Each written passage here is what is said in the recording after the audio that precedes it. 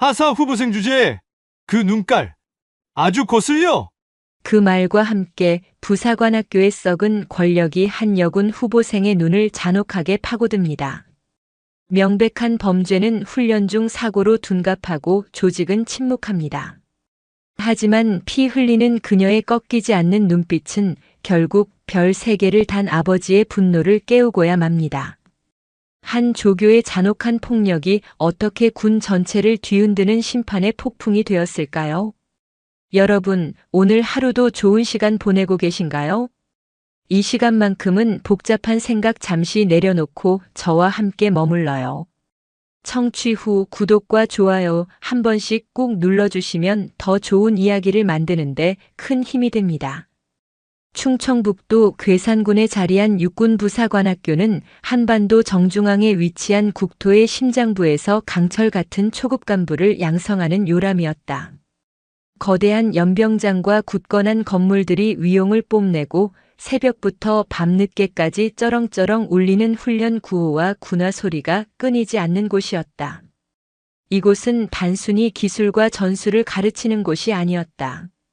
국가와 국민을 위해 기꺼이 자신을 희생할 간부를 만들어내는 정신과 육체를 극한으로 단련시키는 용광로였다.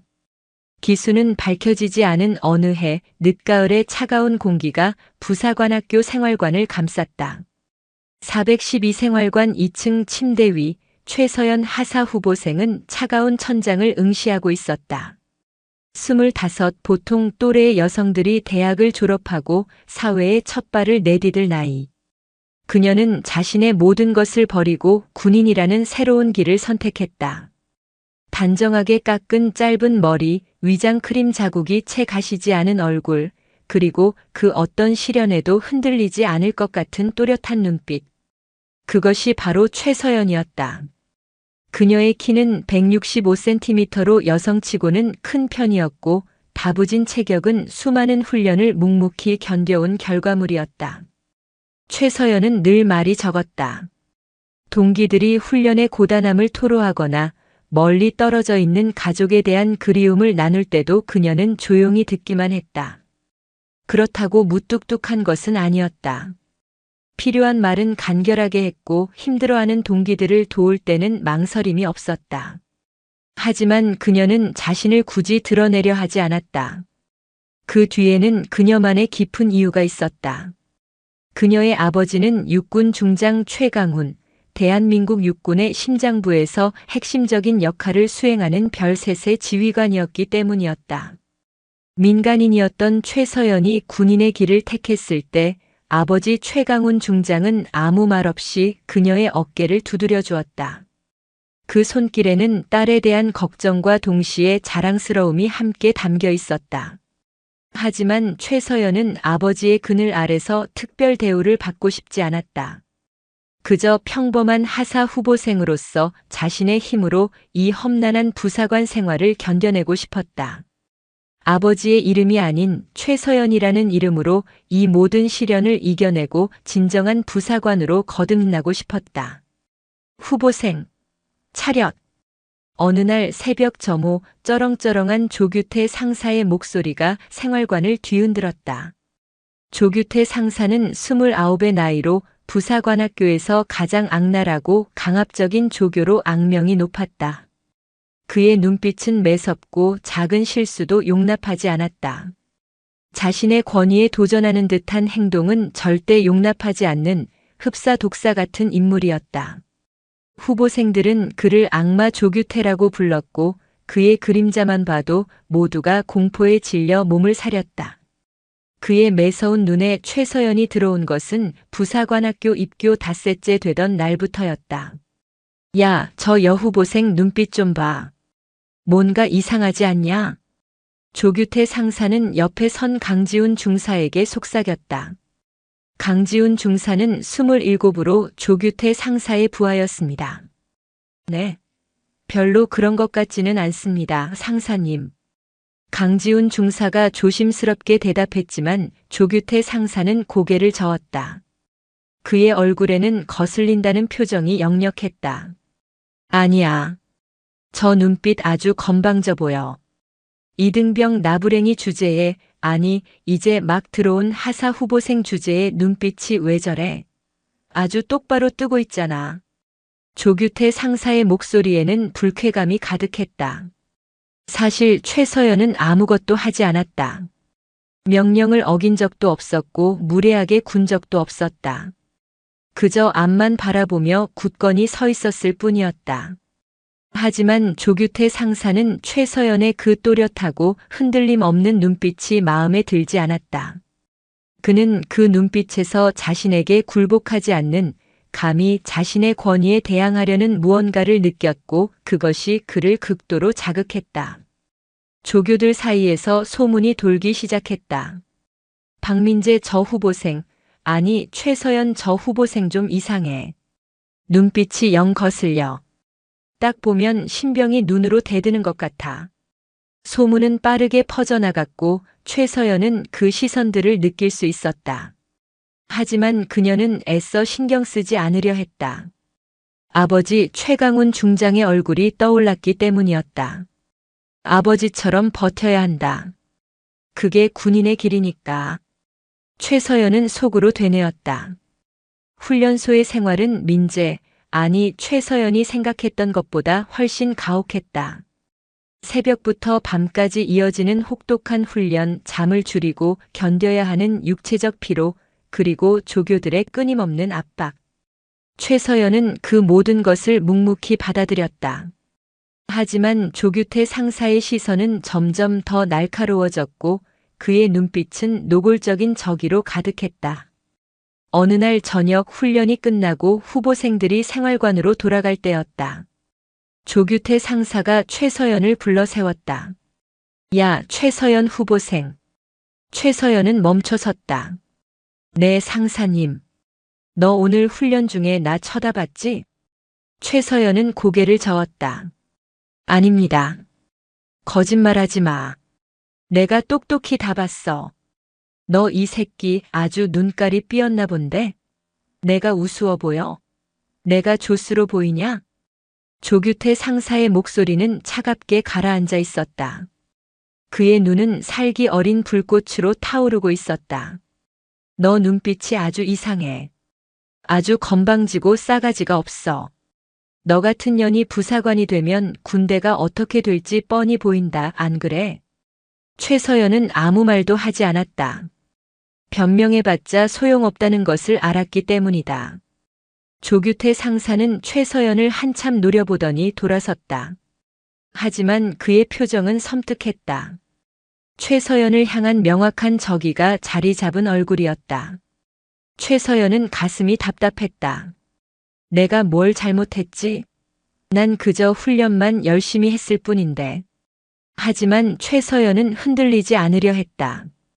아버지라면 이런 상황에서 어떻게 했을까? 아마도 꿋꿋이 버티셨겠지. 최서연도 그렇게 하기로 했다. 밤이 깊어갔다. 생활관에는 동기들의 고른 숨소리만 들렸다. 최서연은 침대에 누워 천장을 바라보았다. 아직은 평온했다. 하지만 최서연은 느낄 수 있었다. 이 평온이 곧 깨질 것이라는 것을. 폭풍 전야 같은 고요함이었다. 최서연은 눈을 감았다. 내일도 버텨야 한다. 아버지처럼 군인으로서. 다음 날 새벽 부사관 학교는 여전히 어둠 속에 잠겨 있었다. 차가운 새벽 공기가 후보생들의 목덜미를 파고들었다. 생활관 앞에 일렬로 선 후보생들 사이에서 최서연은 평소처럼 조용히 서 있었다. 하지만 가슴 속에는 불안감이 자리 잡고 있었다. 어젯밤 조규태 상사의 눈빛이 계속 떠올랐기 때문이다. 그 차갑고 저기에 찬 시선이. 하사 후보생, 차렷. 조교의 목소리가 울렸다. 후보생들은 일제히 자세를 바로 잡았다. 최서연도 등을 곧게 펴고 정면을 응시했다. 그때였다. 조규태 상사가 후보생들 앞으로 걸어 나왔다. 그의 표정은 냉랭했고 눈빛은 날카로웠다. 조규태 상사는 천천히 후보생들 사이를 걸었다. 마치 먹잇감을 찾는 사냥꾼처럼. 그리고 최서연 앞에 멈춰 섰다. 최서연은 정면을 응시한 채 미동도 하지 않았다. 하지만 심장은 빠르게 뛰고 있었다. 조규태 상사가 최서연을 뚫어지게 바라보았다. 몇 초간의 침묵이 흘렀다. 주변 후보생들은 숨을 죽였다. 무슨 일이 벌어질지 모두 예감하고 있었다. 어이, 최서연 후보생. 조규태 상사가 입을 열었다. 목소리는 낮고 차갑게 가라앉아 있었다. 너 지금 나 쳐다봤냐? 내가 우스워 보여? 최서연은 잠시 망설였다. 아무 말도 하지 않으면 더 화를 돋을 것 같았다. 아닙니다, 상사님.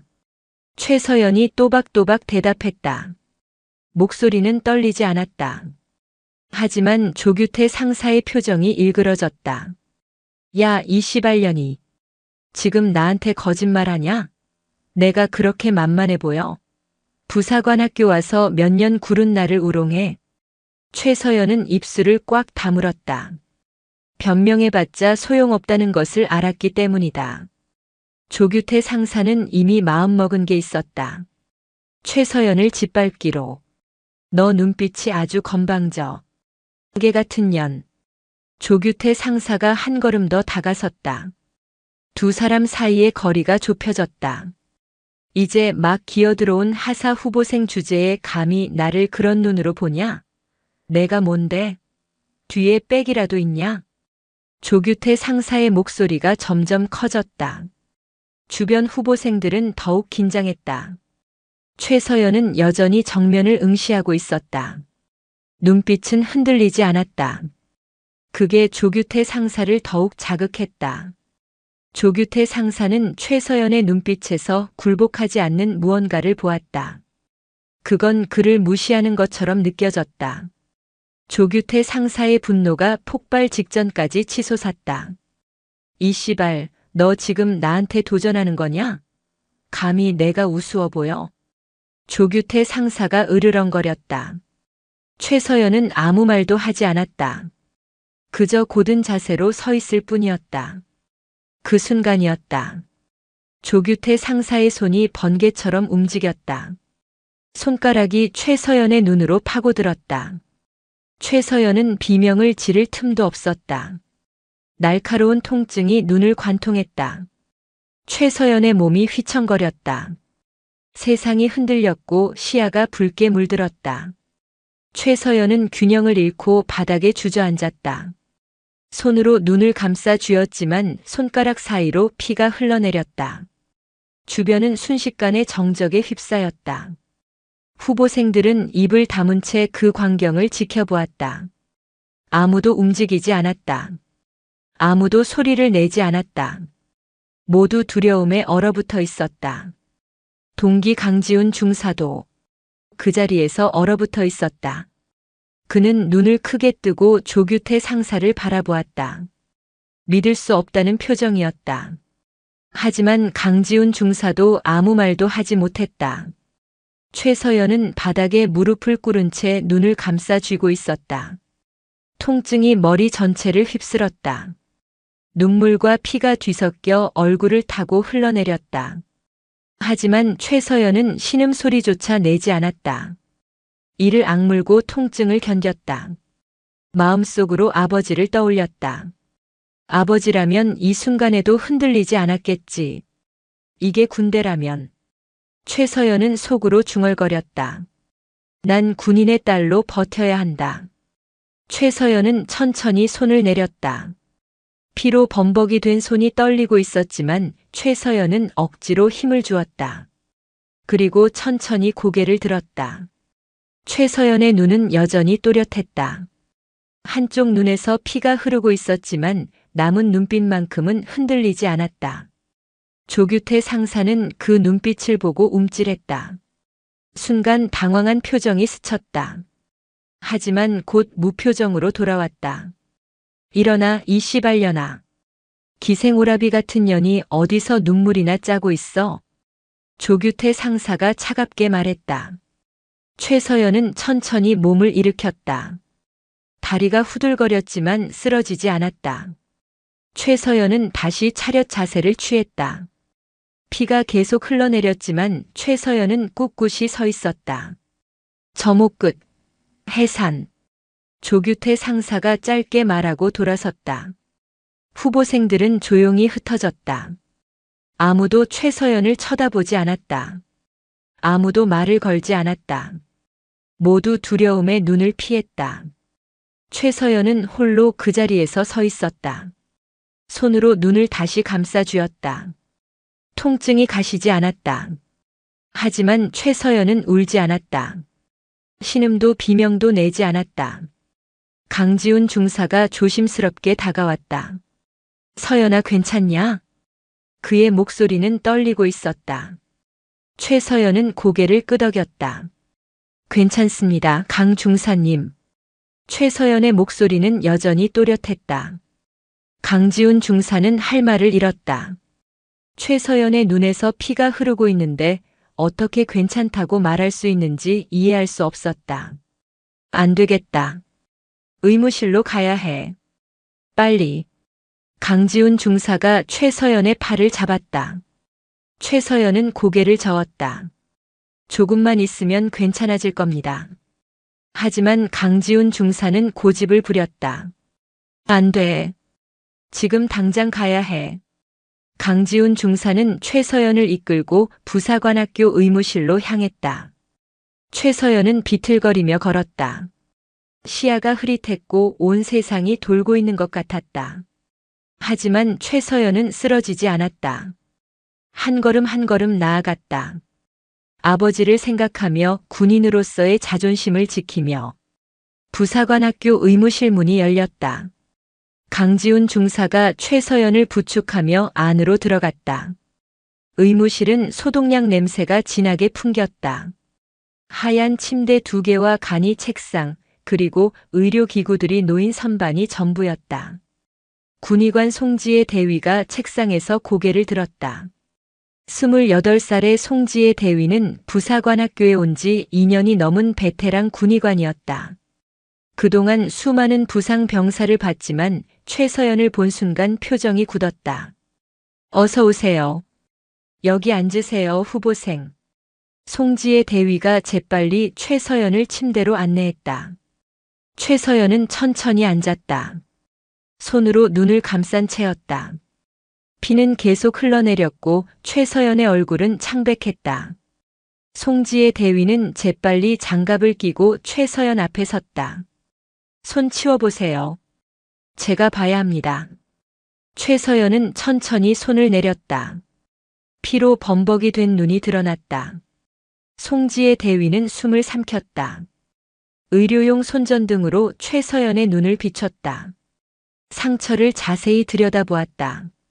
몇 초간 침묵이 흘렀다. 송지혜 대위의 손이 미세하게 떨렸다. 이건... 송지혜 대위가 말을 잇지 못했다. 다시 한번 눈을 살펴보았다. 확인하고 또 확인했다. 하지만 결론은 같았다. 이건 찔린 상처예요. 송지혜 대위가 조용히 말했다. 목소리에는 분노와 놀라움이 섞여 있었다.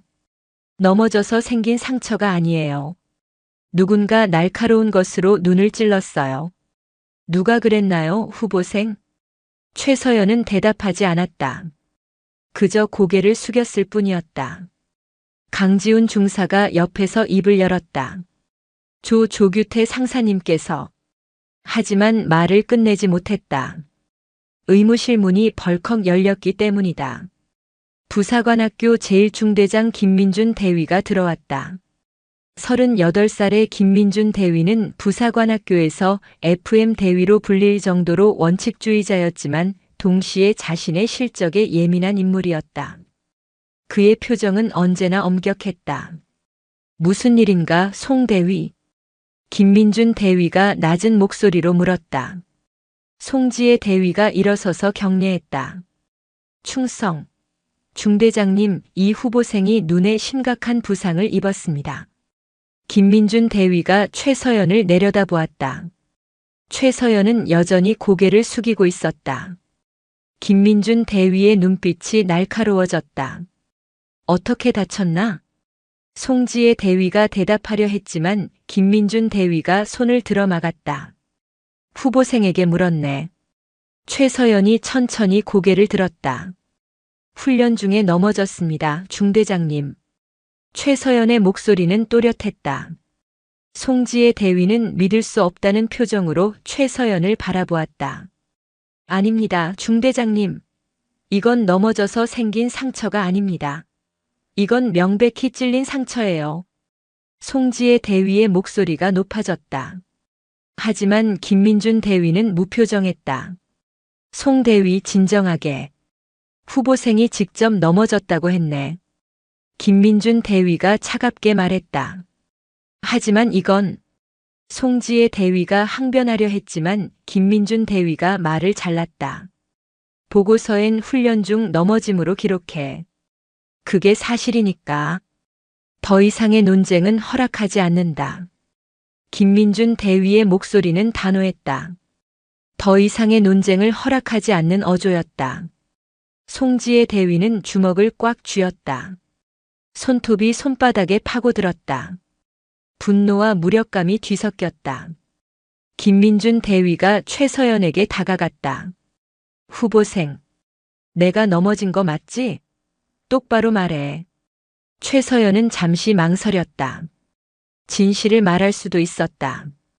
조규태 상사가 눈을 찔렀다고, 아무 이유 없이 폭력을 휘둘렀다고 말할 수도 있었다. 하지만 최서연은 입을 열지 않았다. 아버지가 떠올랐다. 아버지 최강훈 중장은 늘 말했다. 군인은 스스로 문제를 해결해야 한다. 남에게 기대지 말고 자신의 힘으로 일어서야 한다. 최서연은 그 말을 가슴에 새기고 있었다. 그리고 지금 최서연은 결심했다. 아버지의 이름으로 보호받지 않겠다고. 네. 제가 넘어졌습니다, 중대장님. 최서연이 또박또박 대답했다. 김민준 대위가 고개를 끄덕였다. 그래, 잘 알겠네. 송 대위 치료해주게. 김민준 대위는 그 말을 남기고 의무실을 나갔다. 문이 닫히자 의무실은 다시 정적에 휩싸였다. 송지혜 대위는 최서연을 바라보았다. 왜 그렇게 말했어요? 진실을 말했어야 했어요. 송지혜 대위의 목소리는 떨리고 있었다. 최서연은 고개를 저었다. 이게 맞습니다. 저는 그냥 최서연 하사 후보생일 뿐입니다. 한 명의 후보생이에요. 최서연의 목소리는 담담했다. 송지혜 대위는 더 이상 말하지 않았다. 대신 소독약과 붕대를 꺼냈다. 최서연의 눈을 조심스럽게 치료하기 시작했다. 상처를 소독하고 약을 바르고 거즈로 감쌌다. 최서연은 통증을 참으며 가만히 앉아 있었다. 신음소리 하나 내지 않았다. 치료가 끝났다. 최서연의 한쪽 눈은 하얀 거즈로 감싸져 있었다. 송지혜 대위가 조용히 말했다. 적어도 일주일은 안정을 취해야 해요. 눈이 심하게 다쳤어요. 최서연은 고개를 끄덕였다. 감사합니다, 대위님. 최서연이 일어서려 했지만 송지혜 대위가 말렸다. 잠깐만요, 후보생. 송지혜 대위는 책상으로 가서 보고서를 꺼냈다. 펜을 들었다. 하지만 글을 쓰지 못했다. 손이 떨렸다. 훈련 중 넘어짐. 그 거짓말을 써야 한다는 것이 고통스러웠다. 하지만 송지혜 대위는 어쩔 수 없었다. 중대장의 명령이었으니까. 송지혜 대위는 보고서에 글을 썼다. 하사 후보생 최서연 훈련 중 넘어져 눈부상. 펜을 놓는 순간 송지혜 대위는 깊은 한숨을 내쉬었다. 마음속으로 다짐했다. 이대로 묻히게 둘 수는 없어. 반드시 진실을 밝혀야 해. 송지혜 대위는 최서연을 바라보았다. 최서연은 여전히 침착했다. 하지만 그 눈빛 속에는 깊은 슬픔이 담겨 있었다. 최서연은 의무실을 나섰다. 강지훈 중사가 뒤따라 나왔다. 두 사람은 말없이 걸었다. 최서연 하사 후보생은 그저 한 명의 후보생일 뿐이었다. 중장의 딸이 아니라 그냥 평범한 후보생이었다. 그날 밤 송지의 대위는 잠을 이룰 수 없었다. 의무실 침대에 누워 천장을 바라보았다. 최서연의 눈에서 흘러내린 피가 계속 떠올랐다. 그리고 보고서에 적힌 거짓말이 훈련 중 넘어짐. 그 문장이 송지의 대위의 가슴을 짓눌렀다. 송지의 대위는 더는 참을 수 없었다. 이건 폭력입니다. 사람 눈을 찔렀다고요. 송지의 대위는 어둠 속에서 중얼거렸다. 분노가 가슴 속에서 타올랐다. 군의관으로서 그리고 한 사람의 어른으로서 이 일을 그냥 묻어둘 수 없었다. 송지의 대위는 침대에서 일어나 책상으로 향했다. 노트북을 켰다. 화면의 불빛이 어두운 방을 밝혔다. 송지의 대위는 손가락을 키보드 위에 올렸다. 잠시 망설였다. 이 일을 신고하면 어떤 일이 벌어질까? 보복이 있을까? 하지만 송지의 대위는 고개를 저었다. 두려움 때문에 진실을 외면할 수는 없었다. 송지의 대위는 국방 헬프콜 시스템에 접속했다. 익명 신고 항목을 클릭했다. 손가락이 움직이기 시작했다. 부사관학교 하사 후보생 최서연이 조규태 상사에게 폭행당했습니다. 조교는 점호 중 최 후보생의 눈을 손가락으로 찔렀습니다. 최 후보생은 심각한 부상을 입었으나 중대장은 보고서를 조작하여 훈련 중 넘어진 것으로 기록했습니다.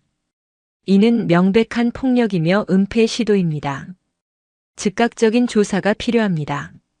송지의 대위는 문장을 다시 한번 읽어보았다. 그리고 전송 버튼을 눌렀다. 화면에 전송 완료 메시지가 떴다. 송지의 대위는 깊은 숨을 내쉬었다. 이제 돌이킬 수 없었다. 하지만 후회는 없었다. 송지의 대위는 노트북을 끄고 다시 침대에 누웠다. 이번에는 조금 더 편안하게 잠들 수 있었다. 며칠이 흘렀다. 최서연은 한쪽 눈에 하얀 거즈를 댄 채 훈련을 계속했다. 동기들은 그녀를 조심스럽게 대했다. 아무도 그날의 일에 대해 입 밖에 내지 않았지만 그들의 눈빛에는 동정, 두려움, 그리고 약간의 경외심이 섞여 있었다. 조규태 상사는 더 이상 최서연을 직접적으로 건드리지 않았다. 하지만 그의 차가운 시선은 독사의 혀처럼 끈질기게 그녀의 등 뒤를 핥았다. 그는 마치 시한폭탄을 안고 있는 사람처럼 초조해 보였고 사소한 일에도 신경질적으로 반응하며 다른 후보생들을 더욱 혹독하게 다그쳤다. 부사관학교 제1중대의 공기는 팽팽하게 당겨진 활시위처럼 위태로웠다. 한편 대한민국 국방의 심장부인 계룡대 육군본부 감찰실.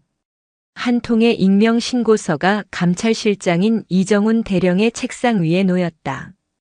이정훈 대령은 48, 날카로운 눈매와 빈틈없는 일처리로 명성이 자자한 인물이었다. 그는 무심코 서류를 집어들었다. 육군 부사관학교 내 폭행 및 은폐 의혹. 그의 미간이 미세하게 좁혀졌다. 이런 종류의 신고는 드물지 않았지만 이번에는 무언가 달랐다. 신고 내용이 너무나도 구체적이고 단호했다. 조규태 상사 점호 중 하사 후보생 최서연의 눈을 손가락으로 가격하여 심각한 안구 손상 유발. 중대장 김민준 대위 해당 사실을 인지하고도 훈련 중 부상으로 보고서 조작 및 사건 은폐 시도. 이정훈 대령의 눈빛이 얼음장처럼 차가워졌다. 부사관학교는 육군의 허리를 책임지는 초급 간부를 양성하는 가장 중요한 기관 중 하나다. 그런 곳에서 그것도 교관이 후보생에게 이런 극악무도한 폭력을 저질렀다는 것은 군의 근간을 뒤흔드는 중대 사안이었다. 그는 즉시 부관을 불렀다. 지금 당장 육군부사관학교 제1중대 소속 최서연 하사 후보생과 조규태 상사, 김민준 대위의 인사기록 카드 전부 가져와.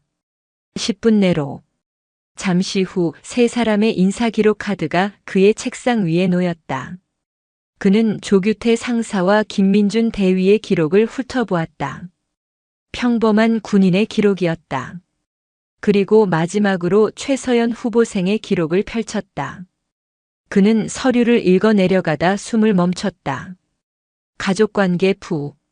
최강훈 육군 중장, 현 제3야전 군사령부 부사령관. 이정훈 대령의 등줄기에 식은땀이 흘렀다. 이건 단순한 폭행 사건이 아니었다. 대한민국 육군을 대표하는 장성의 딸이 군 간부 양성기관에서 폭행을 당하고 은폐되기까지 했다. 만약 이 사실이 외부로 알려지기라도 한다면 군 전체가 뒤집어질 핵폭탄급 스캔들이었다. 그는 잠시 눈을 감았다. 사안의 중대함이 그의 어깨를 짓눌렀다. 이것은 조용히 덮을 수 있는 문제가 아니었다. 오히려 그렇기 때문에 더욱 철저하고 신속하게 처리해야만 했다. 그는 수화기를 들었다. 육군 참모총장 비서실이었다. 충성. 감찰실장 이정훈 대령입니다. 참모총장님께 긴급 직보드릴 사안이 발생했습니다. 보고는 일사천리로 이루어졌다. 대령에서 소장으로 그리고 마침내 육군 참모총장의 귀에까지 들어갔다. 참모총장은 보고를 받는 내내 굳은 표정을 풀지 않았다. 그는 책상을 주먹으로 내리쳤다. 이게 말이나 되는 소리인가? 군의 기강이 땅에 떨어졌단 말인가? 당장 최강훈 중장에게 연락해. 아니, 내가 직접 하지. 그 시각 경기도 용인에 위치한 제3야 전군사령부 부사령관실. 최강훈 중장은 산더미처럼 쌓인 서류를 검토하고 있었다. 56, 30년 넘게 군복을 입어온 그는 살아있는 군의 역사였다. 그의 얼굴에는 강직함과 연륜이 깊게 새겨져 있었다. 그의 책상 위에는 딸 최서연과 함께 찍은 낡은 사진이 놓여 있었다. 군인이 되겠다고 했을 때 걱정스러운 마음을 애써 감추고 격려해 주었던 딸이었다. 그때 집무실에 붉은색 직통 전화기가 요란하게 울렸다. 참모총장과의 직통선이었다. 충성. 중장 최강훈입니다. 최 중장 침착하게 듣게. 수화기 너머로 들려오는 참모총장의 무겁고 착잡한 목소리에 최강훈 중장은 불길한 예감을 느꼈다. 자네 딸 서연이 말일세 부사관학교에서 사고가 있었던 모양이야. 최강훈 중장의 심장이 쿵 하고 바닥으로 떨어지는 것 같았다. 그는 참모총장이 전하는 감찰 보고서 내용을 한마디 한마디 들었다. 조교의 폭행, 중대장의 은폐, 그리고 피해자의 이름 최서연. 그의 손이 멈췄다. 그는 자신의 귀를 의심했다. 피해자 최서연 후보생? 최강훈 중장이 떨리는 목소리로 중얼거렸다. 그의 손이 부들부들 떨리기 시작했다. 서류가 바스락거리는 소리를 냈다. 그의 얼굴이 새하얗게 질려갔다. 내 딸이라고 내 딸의 눈을 찔렀다고. 그의 목소리는 분노와 슬픔으로 갈라져 나왔다. 서연이는 아무 말도 하지 않았다. 아버지에게 연락하지 않았다. 그 모든 고통을 혼자서 견뎌낸 것이다. 최강훈 중장은 주먹을 꽉 쥐었다. 손톱이 손바닥을 파고들어 피가 배어나올 지경이었다. 분노가 용암처럼 들끓어 올랐다. 어떻게 감히. 최강훈 중장이 이를 갈았다. 어떤 새끼가 내 딸에게 손을 대. 그는 즉시 비서실장을 호출했다. 당장 블랙호크 준비시켜. 지금 당장 충북 괴산 육군 부사관학교로 간다.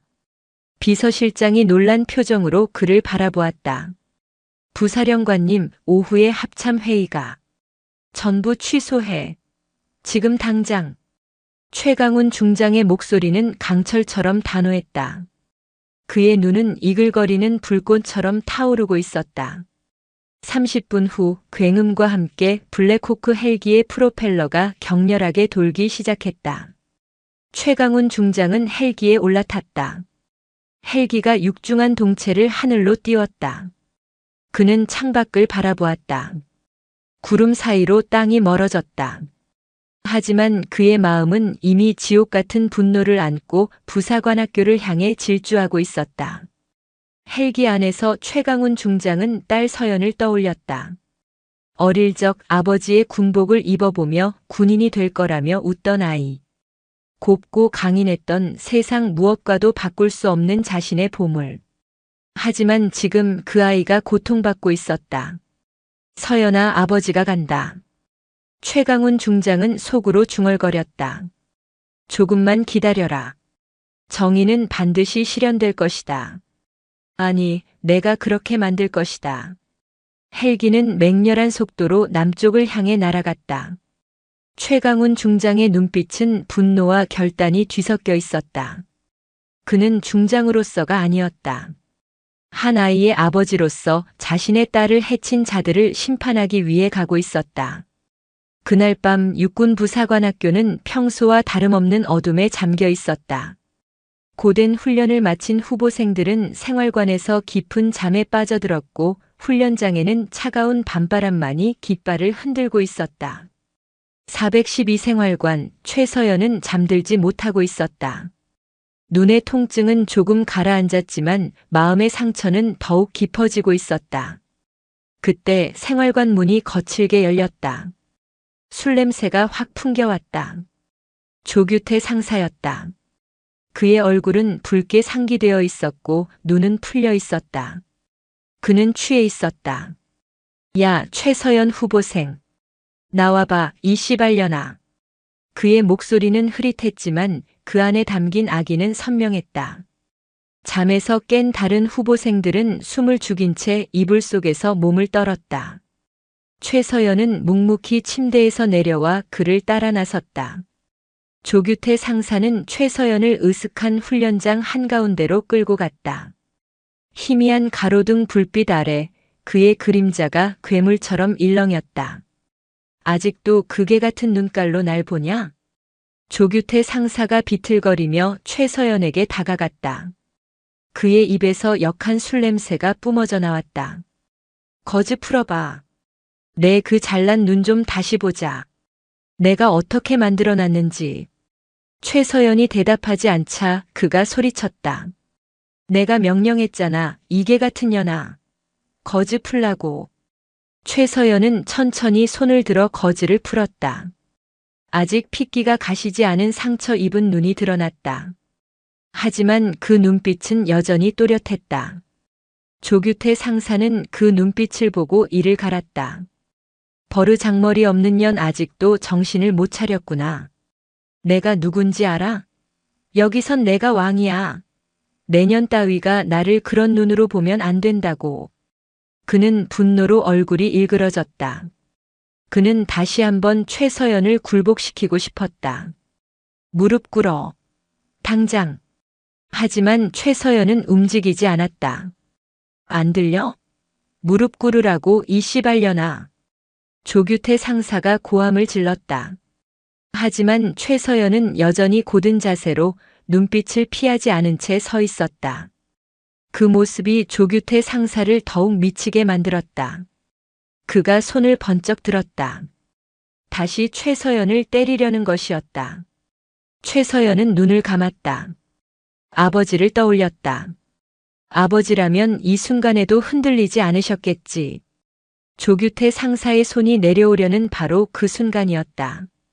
그 손 내려놔라. 어둠을 찢는 듯한 낮고 무거운 목소리가 울려 퍼졌다. 조규태 상사의 손이 공중에서 멈칫했다. 최서연도 눈을 떴다. 두 사람은 동시에 소리가 들려온 쪽을 돌아보았다. 어둠 속에서 한 남자가 걸어 나오고 있었다. 칠흑 같은 어둠도 그의 기세를 감추지 못했다. 완벽하게 각 잡힌 전투복, 그리고 어깨에서 서늘하게 빛나는 세 개의 별. 중장 계급장이었다. 최강훈 중장이었다. 그의 얼굴은 냉기로 뒤덮여 있었고 눈빛은 시베리아의 빙하보다도 차가웠다. 그는 천천히 하지만 위압적인 발걸음으로 조규태 상사에게 다가갔다. 조규태 상사는 술 기운이 순식간에 날아가는 것을 느꼈다. 온몸이 얼어붙었다. 중장이 왜 여기에? 충성. 상사 조규태 중장님께 대하여 경례. 조규태 상사가 떨리는 목소리로 경례를 붙였다. 하지만 최강훈 중장은 경례를 받지 않았다. 그는 조규태 상사를 차갑게 내려다보았다. 이 부대 내가 세웠다. 최강훈 중장의 목소리는 낮았지만 그 무게는 천근 같았다. 20년 전 이곳에 첫 삽을 뜬 사람이 나다. 이곳은 대한민국의 미래를 키우는 곳이지 내 놈 같은 버러지가 폭력을 휘두르는 쓰레기장이 아니야. 그의 눈빛이 칼날처럼 날카로워졌다. 그런데 내 놈들이 이렇게 망쳐나? 이게만도 못한 새끼가. 최강훈 중장은 말을 잇지 못하고 사시나무처럼 떠는 조규태 상사를 지나쳐 최서연에게로 시선을 돌렸다. 풀린 거즈 사이로 보이는 끔찍한 상처. 그의 주먹이 다시 한번 꽉 쥐어졌다. 손톱이 손바닥을 뚫고 들어가는 고통도 느껴지지 않았다. 서연아. 그가 조용히 불렀다. 최서연은 깜짝 놀랐다. 중장이 자신의 이름을 어떻게 아는 걸까? 그녀는 그의 얼굴을 바라보았다. 그리고 깨달았다. 저 눈빛, 저 얼굴. 그녀의 입술이 가늘게 떨렸다. 아버지. 최강훈 중장은 고개를 끄덕였다. 믿을 수 없었다. 아버지가 여기에 있다니. 어떻게 알고 온 걸까? 최서연의 눈에 눈물이 고였다. 참고 참았던 감정이 무너져 내렸다. 하지만 그녀는 울지 않았다. 군인의 딸답게 눈물을 삼켰다. 최강훈 중장은 다시 조규태 상사를 바라보았다. 그의 눈에는 일말의 동정심도 없었다. 지금부터 넌 군인이 아니다. 군복 입은 짐승일 뿐이다. 군사경찰에 인계한다. 폭행치상, 직권남용, 상관모욕. 내 놈의 죄를 낱낱이 물어 군법 최고형을 받게 해주겠다. 조규태 상사의 얼굴이 잿빛으로 변했다. 중장님, 저는 변명하지 마라, 버러지 같은 놈. 최강훈 중장이 말을 잘랐다. 훈련장 입구에서 어둠을 뚫고 헌병들이 나타났다. 최강훈 중장이 오기 전 이미 부사관학교 헌병대에 직접 연락을 취해놓은 것이었다. 헌병들이 조규태 상사의 양팔을 거칠게 붙잡았다. 중장님, 제발 한 번만 용서해 주십시오. 조규태 상사가 애원했지만 최강훈 중장은 차갑게 돌아섰다. 헌병들은 비명을 지르는 그를 짐짝처럼 끌고 갔다. 훈련장에는 다시 정적이 흘렀다. 최강훈 중장은 딸에게 다가갔다. 손을 뻗어 그녀의 어깨를 잡았다. 고생했다, 내 딸.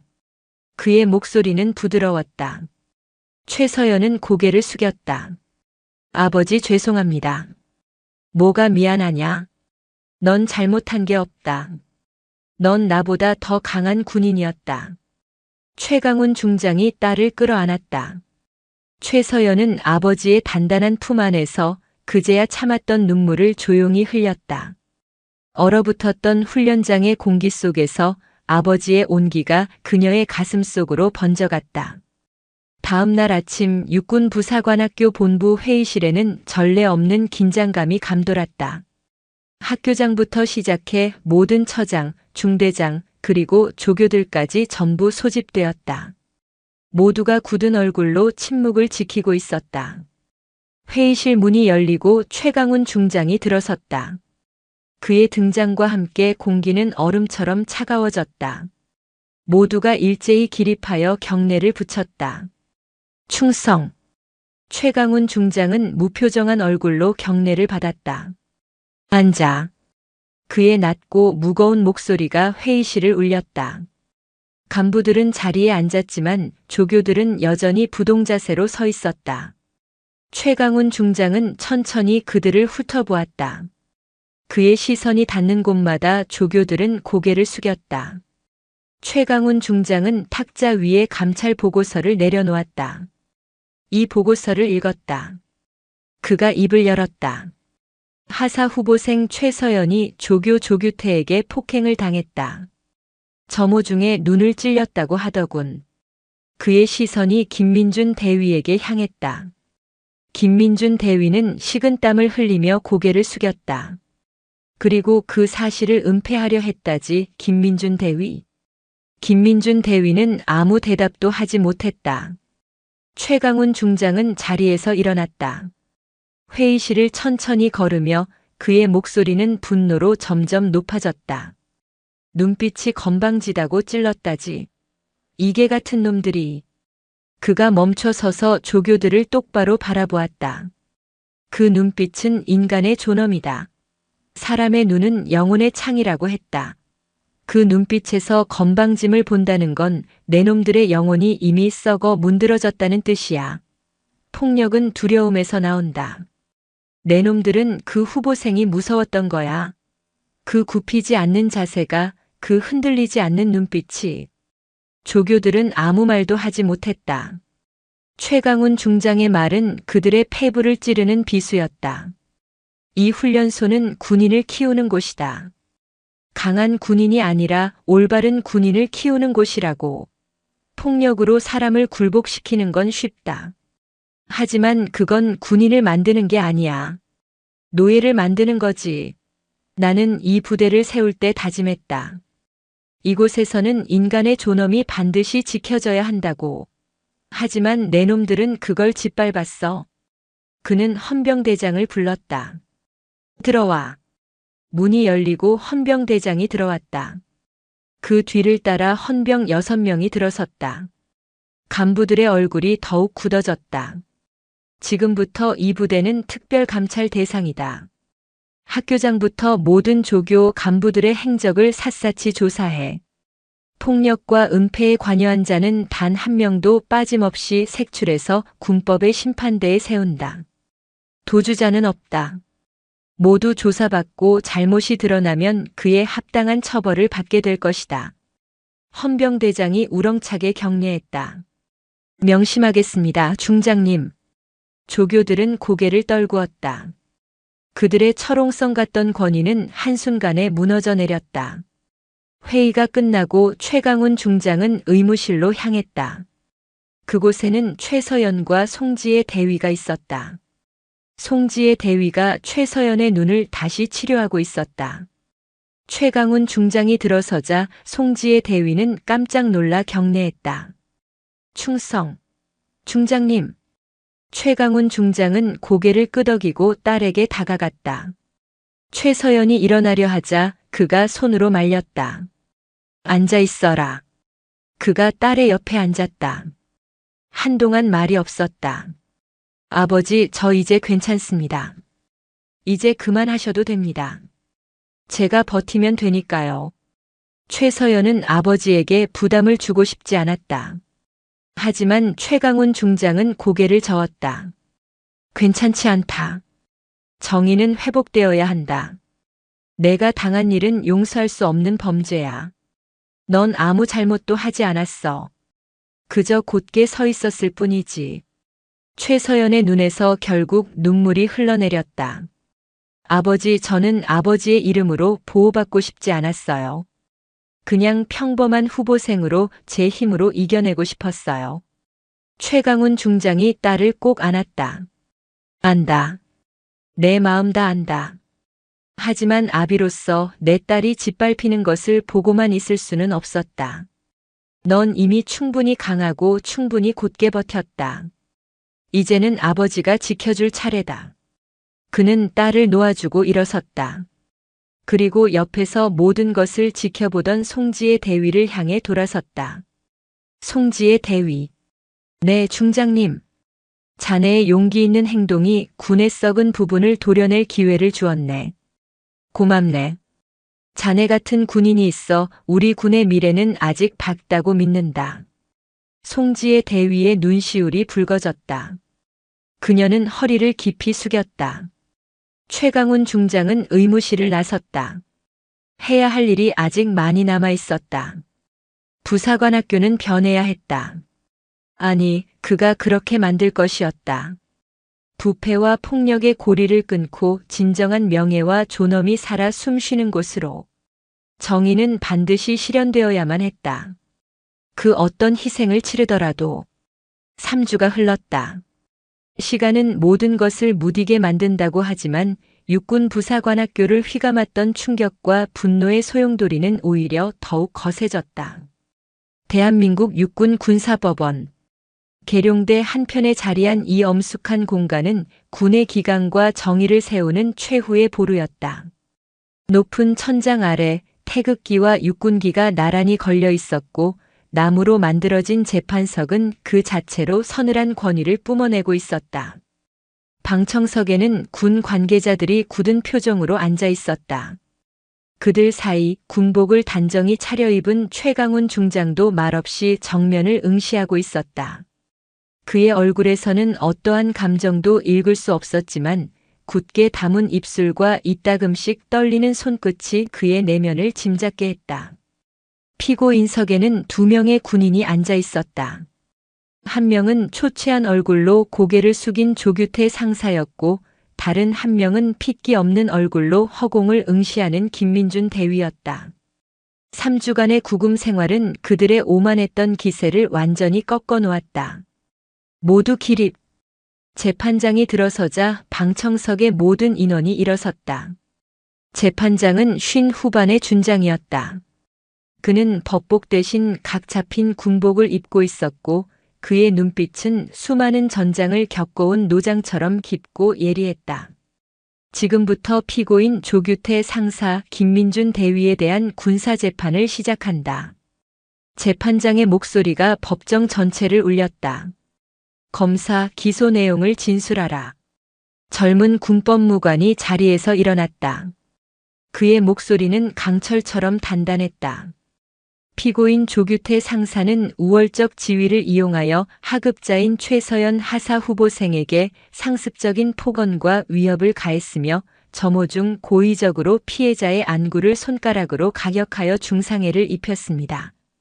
이는 군형법 제62조 폭행치상 및 직권남용 가혹행위에 해당하며 피고인 김민준 대위는 해당 범죄 사실을 명확히 인지하고도 상부에 허위 보고를 하고 사건을 조직적으로 은폐하려 했습니다. 이는 허위 보고 및 직무유기죄에 해당하며 두 피고인의 행위는 군의 명예를 실추시키고 신성한 국방의 의무를 수행하는 장병들의 사기를 저하시킨 중대한 범죄이므로 엄중한 처벌이 필요합니다. 재판장이 조규태 상사를 바라보았다. 피고인 혐의를 인정하는가? 조규태 상사는 한참 동안 침묵했다. 법정의 모든 시선이 그에게 쏠렸다. 그는 천천히 고개를 들었다. 충혈된 눈, 수척해진 얼굴. 인정합니다. 떨리는 목소리였다. 왜 그랬는가? 재판장의 질문에 그는 입술을 깨물었다. 한참의 시간이 흐른 뒤 그가 입을 열었다. 그 눈빛이 무서웠습니다. 방청석에서 작은 술렁임이 일었다. 최서연 후보생의 눈빛은 흔들리지 않았습니다. 제가 고함을 치고 위협을 해도 그는 그저 저를 똑바로 바라봤습니다. 저는 조교로서 권위를 세워야 한다고 후보생들이 저를 두려워해야 한다고 생각했습니다. 하지만 최서연 후보생은 달랐습니다. 그는 두려워하지 않았습니다. 오히려 저를 꿰뚫어 보는 것 같았습니다. 제가 진 것 같았습니다. 그래서 저는 그 눈빛을 없애고 싶었습니다. 그의 목소리는 후회와 자기 혐오로 가득 차 있었다. 재판장이 검사를 바라보았다. 증인을 신청하라. 법정 문이 열리고 강지훈 중사가 들어왔다. 상사 진급이 보류된 그는 긴장한 얼굴로 증인석에 섰다. 증인은 사건 당시 현장에 있었는가? 네, 있었습니다. 본 것을 그대로 진술하라. 강지훈 중사는 깊은 숨을 들이쉬었다. 점호 중이었습니다. 조규태 상사님께서 최서연 후보생 앞에 섰습니다. 그리고 눈빛이 건방지다며 폭언을 했습니다. 다음 순간 상사님은 손가락으로 서연이의 아니 최 후보생의 눈을 찔렀습니다. 후보생은 바닥에 주저앉았고 피를 흘렸습니다. 하지만 아무도 도와주지 못했습니다. 저를 포함한 우리 모두가 두려웠기 때문입니다. 그는 고개를 숙였다. 저도 잘못했습니다. 막았어야 했는데 그러지 못했습니다. 죄송합니다. 다음 증인으로 송지혜 대위가 불려나왔다. 그녀는 군의관으로서의 소견을 막힘없이 진술했다. 최서연의 상처는 명백한 외력에 의한 각막 손상이었으며 결코 넘어짐으로 생길 수 있는 상처가 아니었다는 것, 그리고 김민준 대위가 명백한 허위 보고를 지시했다는 사실까지. 마지막으로 재판장이 말했다. 피해자를 불러라. 문이 열리고 최서연이 들어왔다. 그녀의 눈에는 더 이상 거즈가 없었다. 상처는 아물었지만 자세히 보면 작은 흉터가 남아 있었다. 그녀는 조금의 동요도 없는 얼굴로 증인석에 섰다.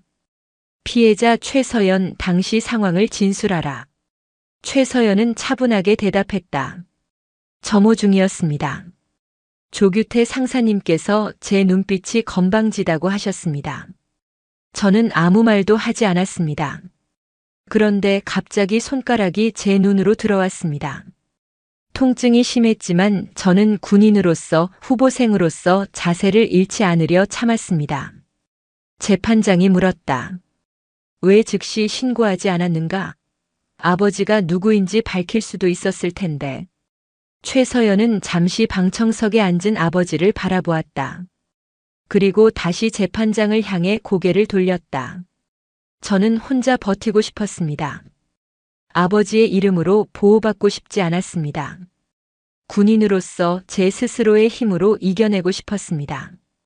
그것이 제가 생각하는 진정한 군인의 명예라고 믿었기 때문입니다.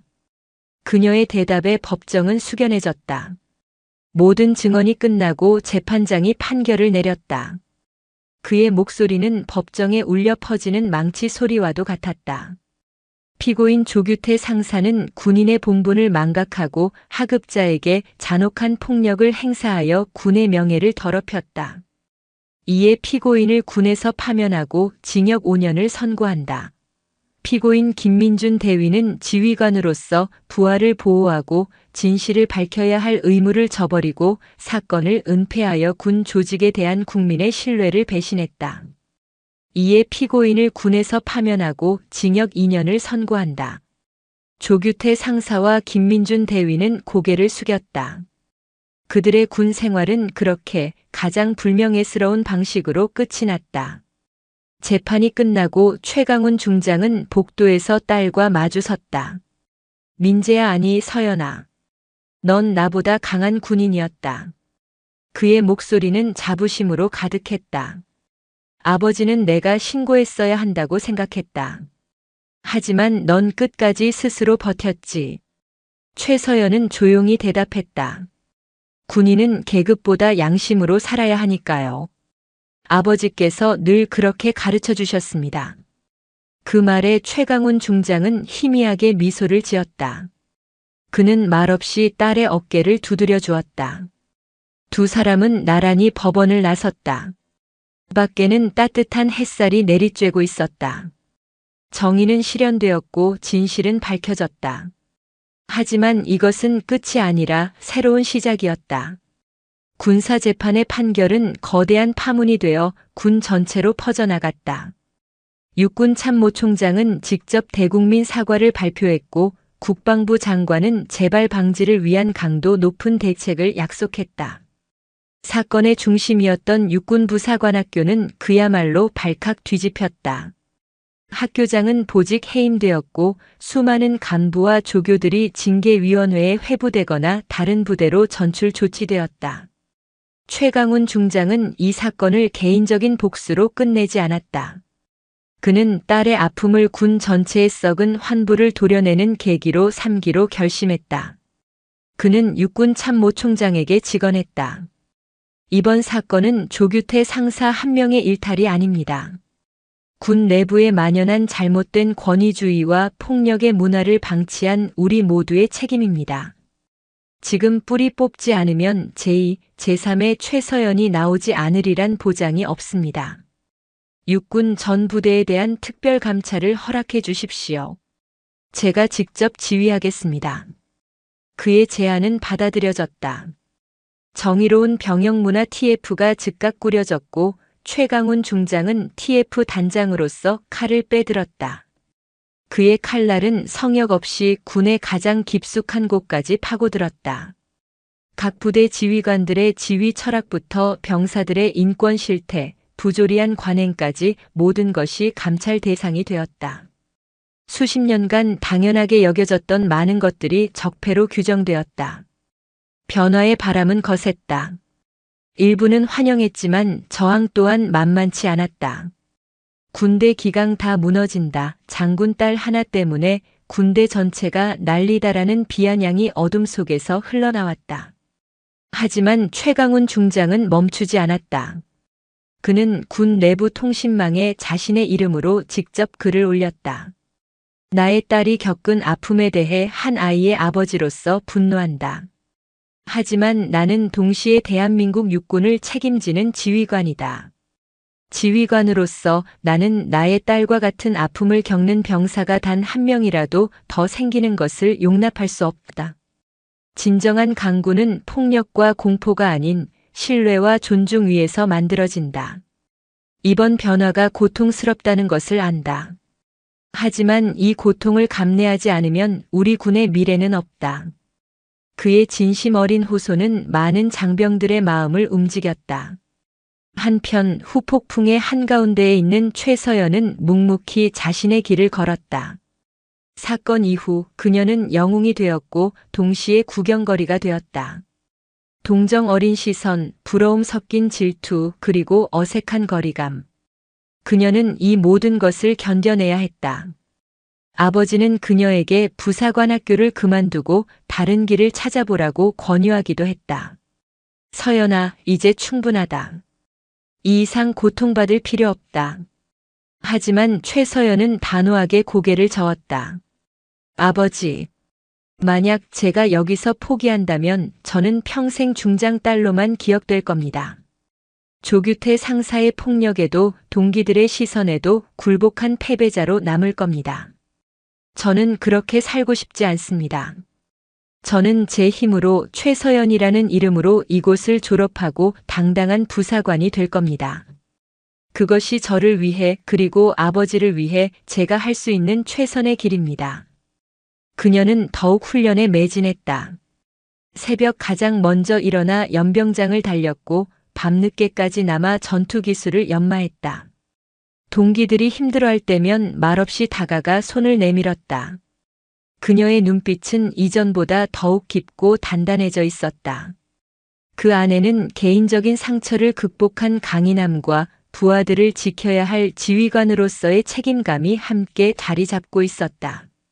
그녀는 더 이상 그저 중장의 딸이 아니었다. 동기들은 그녀를 진정한 리더로 인정하기 시작했다. 거대한 폭풍 속에서 최서연은 흔들리지 않는 뿌리를 내리고 있었다. 계절이 몇 번 바뀌고 혹독했던 훈련소의 겨울이 지나갔다. 마침내 졸업식이 열리는 날 육군 부사관학교 연병장에는 따스한 봄 햇살이 가득했다. 수백 명의 후보생들이 각 잡힌 군복을 입고 연병장에 도열했다. 그들 모두의 얼굴에는 고된 훈련을 이겨낸 자부심과 새로운 시작에 대한 설렘이 가득했다. 단상 아래 최서연도 동기들과 함께 서 있었다. 지난 몇 달간의 시간이 주마등처럼 스쳐 지나갔다. 끔찍했던 폭력의 순간, 은폐된 진실 앞에서 느꼈던 무력감, 그리고 모든 것을 이겨내고 이 자리에 서기까지의 수많은 밤들. 그녀의 눈가에는 작은 흉터가 여전히 남아 있었지만 이제 그 흉터는 그녀에게 아픔이 아닌 훈장이었다. 하사 최서연. 이름이 불리자 그녀는 우렁찬 목소리로 관등 성명을 외치고 단상 위로 올라갔다. 학교장은 그녀에게 직접 임관 사령장과 하사 계급장을 수여했다. 조국은 그대를 믿는다. 그녀는 힘찬 목소리로 경례를 붙였다. 충성. 졸업식이 끝나고 최서연은 연병장 한편에서 아버지를 만났다. 평소의 근엄한 중장이 아닌 그저 딸의 졸업을 축하하는 평범한 아버지의 얼굴이었다. 자랑스럽다 내 딸. 최강훈 중장이 딸의 어깨에 달린 하사 계급장을 쓰다듬으며 말했다. 이제 진짜 군인이구나. 감사합니다, 아버지. 두 사람은 한동안 말없이 연병장을 거닐었다. 최강훈 중장이 조용히 입을 열었다. 서연아. 진정한 용기란 두려움을 느끼지 않는 것이 아니라 두려움에도 불구하고 앞으로 나아가는 것이다. 너는 그것을 증명해냈다. 앞으로 너는 수많은 부하들을 책임져야 할 지휘관이 될 것이다. 언제나 그들의 눈을 바라보아라. 그들의 눈빛 속에서 존중과 신뢰를 읽을 수 있다면 너는 훌륭한 지휘관이 될 수 있을 것이다. 최서연은 아버지의 말을 가슴 깊이 새겼다. 며칠 후 그녀의 첫 자대 배치 결과가 나왔다. 모두의 예상과는 달랐다. 사람들은 그녀가 후방의 편한 보직으로 갈 것이라 예상했다. 하지만 그녀가 배치된 곳은 강원도 철원, 최전방을 지키는 제6보병사단 청성부대의 수색대대였다. 대한민국에서 가장 험하고 위험한 곳 중 하나였다. 그것은 그녀가 스스로 선택한 길이었다. 아버지의 그늘에서 벗어나 가장 낮은 곳에서부터 진짜 군인으로 성장하고 싶다는 그녀의 의지였다. 낡은 군용 트럭이 흙먼지를 일으키며 비포장도로를 달렸다. 차창 밖으로 보이는 것은 끝없는 산과 철책뿐이었다. 마침내 트럭이 수색대대 위병소 앞에 멈췄다. 살아 돌아오라는 비장한 구호가 그녀를 맞았다. 최서연은 전투 배낭을 메고 트럭에서 내렸다. 그녀를 맞이한 것은 까맣게 그을린 얼굴의 행정보급관이었다. 신임 하사 최서연, 멀리서 오느라 고생 많았다. 나는 중대 행보관이다. 따라와. 그녀는 말없이 행보관의 뒤를 따랐다. 막사로 들어서자 수십 명의 병사들이 하던 일을 멈추고 낯선 여군 하사를 신기한 듯 쳐다보았다. 그녀는 그들의 시선을 피하지 않고 당당히 마주섰다. 충성. 오늘부로 제1중대 부소대장으로 부임한 하사 최서연입니다. 앞으로 잘 부탁한다. 그녀의 목소리는 작지만 단단했고 눈빛은 그 무엇보다 강하고 또렷했다. 과거의 아픔은 그녀를 더욱 강하게 만들었다. 이제 그녀는 중장의 딸 최서연이 아닌 대한민국 육군 하사 최서연으로서 군인으로서의 첫 발을 내디딘 것이다. 그녀의 진짜 이야기는 이제부터 시작이었다. 강원도 철원의 겨울은 지독했다. 칼날 같은 바람이 DMZ의 철책을 긁어내며 늑대처럼 울부짖었고 한 번 내린 눈은 계절이 바뀔 때까지 녹지 않아 세상을 온통 흰색의 절망으로 뒤덮었다. 대한민국에서 가장 긴장감이 높은 곳, 인간의 발길이 닿지 않는 원시의 자연과 포성이 멎은 전쟁의 상흔이 공존하는 땅.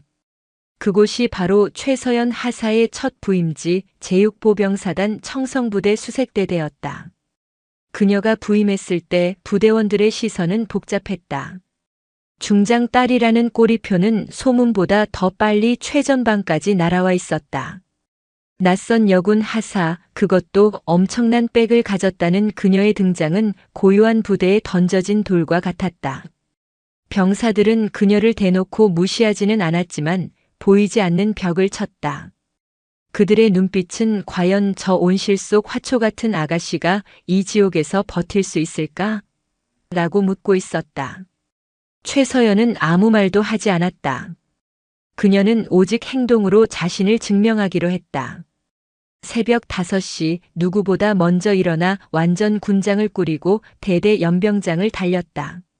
10km, 20km 숨이 턱까지 차오르고 폐가 찢어질 듯한 고통 속에서도 그녀는 멈추지 않았다.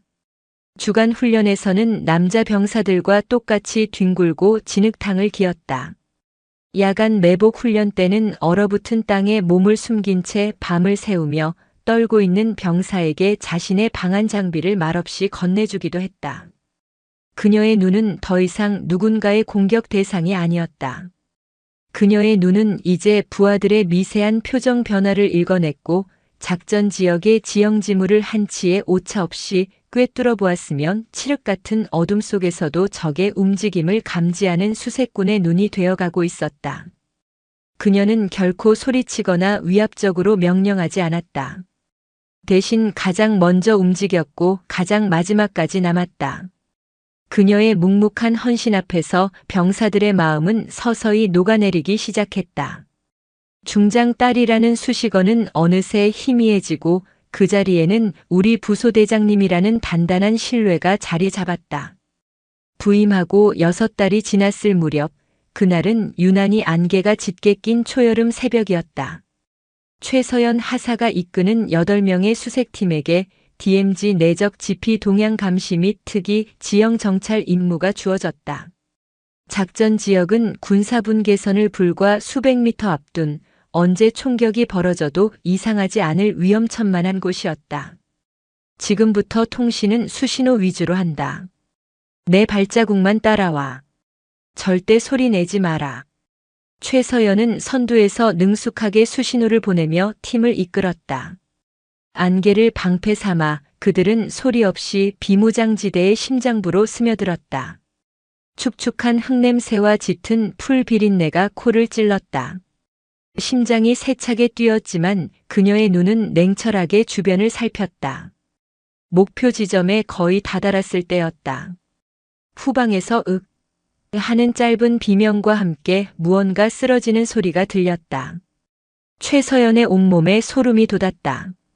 그녀는 즉시 정지 및 경계 수신호를 보냈다. 팀원들이 순식간에 흩어져 주변을 경계했다.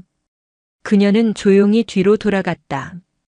팀의 막내인 김일병이 발목을 부여잡고 쓰러져 있었다. 훈련 중 다쳤던 발목인대가 하중을 이기지 못하고 파열된 것이었다. 김일병의 얼굴은 고통으로 하얗게 질려 있었다. 부소대장님 죄송합니다. 김일병이 울먹이며 말했다. 그 순간 최서연의 뇌리에 끔찍한 기억이 스쳐 지나갔다. 부사관학교 연병장, 자신을 향해 다가오던 조규태 상사의 증오 어린 얼굴, 눈을 파고들던 끔찍한 고통, 그리고 아무도 도와주지 못했던 그 차가운 정적. 온몸이 순간적으로 얼어붙는 것 같았다. 하지만 그것은 아주 잠시였다. 그녀는 눈을 질끈 감았다가 떴다. 그녀의 눈빛은 더 이상 과거의 피해자가 아니었다. 그녀는 이제 부하의 생명을 책임져야 할 지휘관이었다. 죄송할 것 없다. 누구에게나 일어날 수 있는 일이야. 그녀는 침착하게 말했다. 그리고 무전기를 들었다. 여기는 알파2. 독수리에게 알린다. 팀원 부상 발생.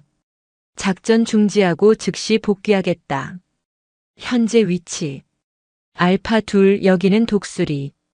복귀를 허가한다. 하지만 현재 안개가 너무 짙어 즉각적인 지원팀 투입이 어렵다. 최대한 은밀하고 신속하게 자력으로 복귀하라. 상황은 최악이었다. 부상당한 팀원을 데리고 언제 적과 마주칠지 모르는 이 위험한 곳을 스스로 빠져나가야 했다. 다른 팀원들의 얼굴에 긴장과 두려움이 어렸다. 그때 최서연이 단호한 목소리로 말했다. 지금부터 내 말만 듣는다. 박상병, 김일병의 군장과 소총을 인수해라. 이병장과 나는 김일병을 부축한다.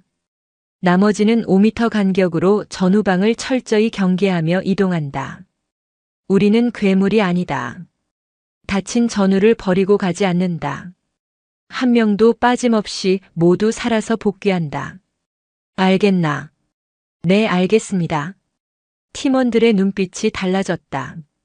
최서연은 김일병의 팔을 자신의 어깨에 둘러매었다. 80kg에 육박하는 건장한 체구와 군장이 그녀의 어깨를 짓눌렀지만 그녀는 신음소리 한 번 내지 않았다. 그녀는 이제 혼자가 아니었다. 그녀의 등 뒤에는 그녀를 믿고 따르는 7명의 전우들이 있었다. 지옥 같은 복귀 행군이 시작되었다. 몇 번의 위기가 있었다. 북측 지피의 탐조등 불빛이 그들의 머리 위를 스쳐 지나갔고 정체불명의 야생동물이 내는 소리에 모두가 얼어붙기도 했다. 그때마다 최서연은 가장 앞에서 침착하게 상황을 판단하고 팀을 이끌었다. 마침내 남방안개선 철책의 희미한 윤곽이 보였을 때 모두의 다리는 천근만근이었지만 그들의 눈은 빛나고 있었다. 무사히 복귀한 후 이 사건은 대대 전체에 알려졌다. 병사들은 더 이상 그녀를 중장딸로 부르지 않았다.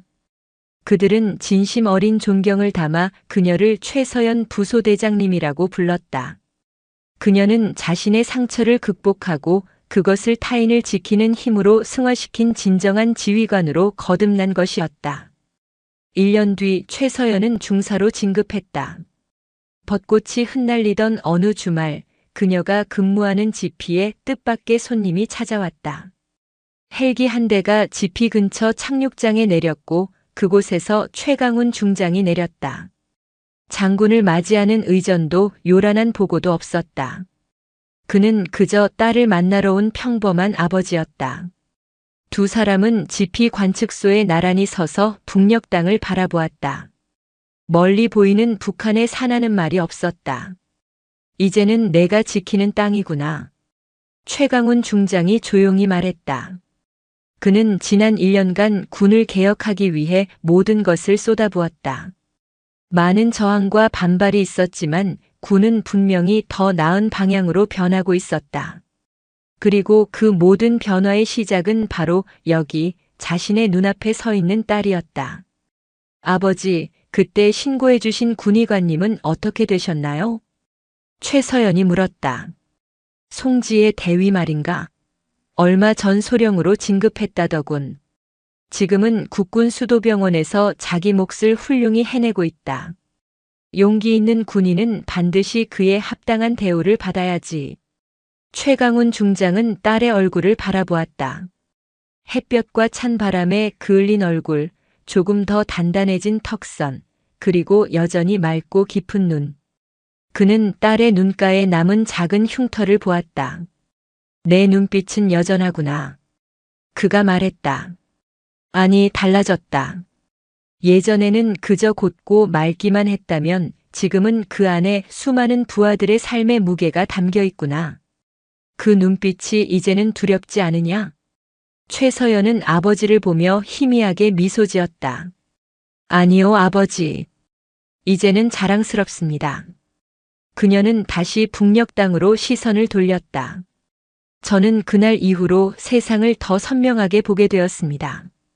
진정한 군인의 명예는 단순히 적을 향해 총구를 겨누는 것에서 시작되는 것이 아니라 내 옆의 전우를 지키는 눈빛에서 시작된다는 것을요. 그 말에 최강훈 중장은 아무 말 없이 딸의 어깨를 감쌌다. 부녀는 한동안 그렇게 나란히 서서 자신들이 목숨 바쳐 지키는 조국의 산하를 바라보았다. 과거의 상처는 아물어 단단한 훈장이 되었고 한 사람의 용기는 거대한 조직을 바꾸는 위대한 씨앗이 되었다. 철원의 푸른 하늘 아래 한 명의 젊은 군인은 그렇게 자신만의 청성, 즉 푸르고 밝게 빛나는 별이 되어가고 있었다. 그녀의 이야기는 이제 전설이 되어 대한민국 국군 가슴속에 영원히 살아 숨쉴 것이었다. 군단장님 초청이요? 그게 말이나 됩니까? 떼쓰지 말고 돌아가세요. 한 부사관이 내뱉은 오만한 말 한마디. 그는 알지 못했습니다. 자신이 내쫓으려는 초라한 노인이 바로 그가 지키는 성의 주인을 만든 왕이었다는 사실을. 이 사소한 실수가 군 전체를 뒤집어 놓을 거대한 태풍의 눈이 될 줄은 아무도 예상하지 못했습니다. 여러분은 오늘 어디에서 이 이야기를 시청하고 계신지 일상을 댓글로 공유해 주시고 시청 후 구독과 좋아요도 잊지 말아 주세요. 박선영의 시간은 먼지 쌓인 서재에서 바싹 마른 종이 냄새와 함께 멈춰 있었다. 대한민국 육군사관학교 최초의 여성 군사철학 교수, 수많은 별들의 정신을 벼려낸 살아있는 전설이었으나 이제 세상은 그녀를 기억하지 못했다. 그녀가 평생을 바쳐 역설했던 명예와 헌신, 인간 존중의 가치는 효율과 실리라는 거대한 파도 앞에서 빛바랜 유물처럼 여겨지는 시대였다. 낡은 안락 의자에 몸을 묻은 채 그녀는 창밖의 앙상한 나뭇가지를 무심히 바라보고 있었다. 그때 낯선 소리가 정적을 깼다. 현관 우편함에 무언가 툭 하고 떨어지는 소리였다. 느릿한 걸음으로 나가서 확인한 우편물은 뜻밖에도 딱딱한 인쇄체로 찍힌 군사우편이었다. 발신인은 대한민국 육군 제5군단 승진부대. 가슴이 철렁 내려앉았다. 이 나이에 군부대에서 날아들 소식이란 좋은 기억을 소환하는 법이 없었다. 애써 키워낸 수많은 제자 중 하나가 차가운 비석에 이름을 새겼다는 비보일지도 모른다는 불길한 예감이 등줄기를 타고 흘렀다. 떨리는 손으로 두꺼운 봉투를 뜯자 그 안에서 나온 것은 부고가 아니었다. 빳빳한 종이 위 힘찬 만년필의 필체로 눌러쓴 한 통의 편지가 담겨 있었다. 존경하는 박선영 교수님께. 교수님, 저 강지환입니다. 생도 시절 불의를 참지 못하고 강당에서 소란을 피웠던 저를 끝까지 믿고 품어주셨던 그날의 온기를 기억하십니까? 그때 교수님께서 제게 말씀해 주셨던 군인의 가장 큰 적은 외부에 있는 것이 아니라 우리 안의 오만과 비겁함이라는 가르침을 단 한순간도 잊은 적이 없습니다. 부족한 제가 이번에 대한민국 육군 제5군단 군단장이라는 중책을 맡게 되었습니다. 어깨에 별 3개가 아닌 교수님의 가르침이라는 수만 근의 무게를 짊어진 기분입니다. 부디 귀한 걸음을 내주시어 새로 지휘를 맡게 된 제 부대를 둘러보시고 예전처럼 따끔한 가르침과 지혜를 내려주시길 간청드립니다. 교수님께서 끓여주시던 세상에서 가장 맛없던 된장찌개가 그립습니다. 제자 육군 중장 강지환 올림. 편지를 다 읽은 박선영의 메마른 눈시울이 뜨겁게 젖어들었다. 강지환. 그녀의 수많은 제자들 중에서도 가장 아픈 손가락이자 가장 빛나는 보석이었다. 천재적인 두뇌와 불같은 정의감을 지녔지만 그 정의감이 너무 고다 스스로를 부러뜨릴 것만 같았던 생도. 불의를 보면 계급의 높낮이를 막론하고 달려들던 그의 성정은 위계 질서가 전부인 군 조직에 어울리지 않는다고 모두가 혀를 찼다. 저러다 대위 계급장을 달기도 전에 군복을 벗게 될 것이라 수군거렸다. 그러나 박선영은 보았다. 그의 거친 저항 속에 담긴 사람을 향한 뜨거운 애정과 군인으로서의 순수한 이상을. 그런 그가 군단장이 되었다. 온갖 풍파를 이겨내고 마침내 수만 명의 병사를 책임지는 최고 지휘관의 자리에 오른 것이다. 가슴 벅찬 대견함이 파도처럼 밀려왔다. 그녀는 자리에서 일어나 서재 가장 깊숙한 곳에 놓인 낡은 나무 상자를 열었다. 그 안에는 그녀가 평생을 아껴온 만년필 한 자루가 고이 잠들어 있었다. 그녀의 아버지가 쓰시던 유품은 아니었지만 그녀가 교수로 임용되던 날 스스로에게 선물했던 수많은 제자들의 논문을 채점하고 추천서를 써주었던 그녀의 분신과도 같은 물건이었다. 그녀는 내일 당장 그를 만나러 가기로 결심했다. 그리고 이 낡은 펜 대신 새로운 지휘관이 된 제자에게 어울릴 만한 최고의 만년필을 선물해야겠다고 마음먹었다. 그 펜촉으로 써내려갈 수많은 명령들이 부디 단 한 명의 억울한 병사도 만들지 않기를 그녀는 간절히 기도했다. 새벽의 냉기는 뼛속까지 스며들었다. 박선영은 수십 년 만에 꺼내 입은 낡은 정장의 뻣뻣함을 느끼며 집을 나섰다. 어둠이 채 가시지 않은 길 위로 드문드문 가로등 불빛이 번져 있었고 입에서는 하얀 김이 뭉게뭉게 피어올랐다. 그녀의 손에는 백화점에서 가장 좋은 것으로 고른 만년필이 담긴 작은 쇼핑백이 들려 있었다. 그 안에는 그녀가 밤새 고민하며 쓴 작은 카드 한 장도 함께였다. 내가 너 처음 만난 날 글씨체가 참 단정했지. 이제는 그 손으로 명령서를 쓰고 사람의 마음을 적는구나. 서울에서 제5군단 본부가 있는 경기도 포천까지의 여정은 이른을 훌쩍 넘긴 노구에겐 고행이나 다름없었다. 덜컹거리는 시외버스는 허리를 아프게 찔렀고 히터바람은 답답하게 숨을 죄어왔다. 차창 밖으로 익숙한 도시의 풍경이 점차 낯선 시골의 풍경으로 바뀌어 갔다. 꼿꼿하게 편 허리가 조금씩 쑤셔왔지만 수십 년 만에 만날 제자를 생각하는 설렘이 고단함을 잊게 했다. 과연 그는 얼마나 변했을까? 별 3개의 무게에 짓눌려 자신이 가르쳤던 순수한 이상을 잊어버린 그저 그런 권력자가 되어버린 것은 아닐까? 불안감이 엄습했다. 하지만 편지에 담긴 진심 어린 문장들을 떠올리며 이내 고개를 저었다. 강지환은 그럴 아이가 아니었다.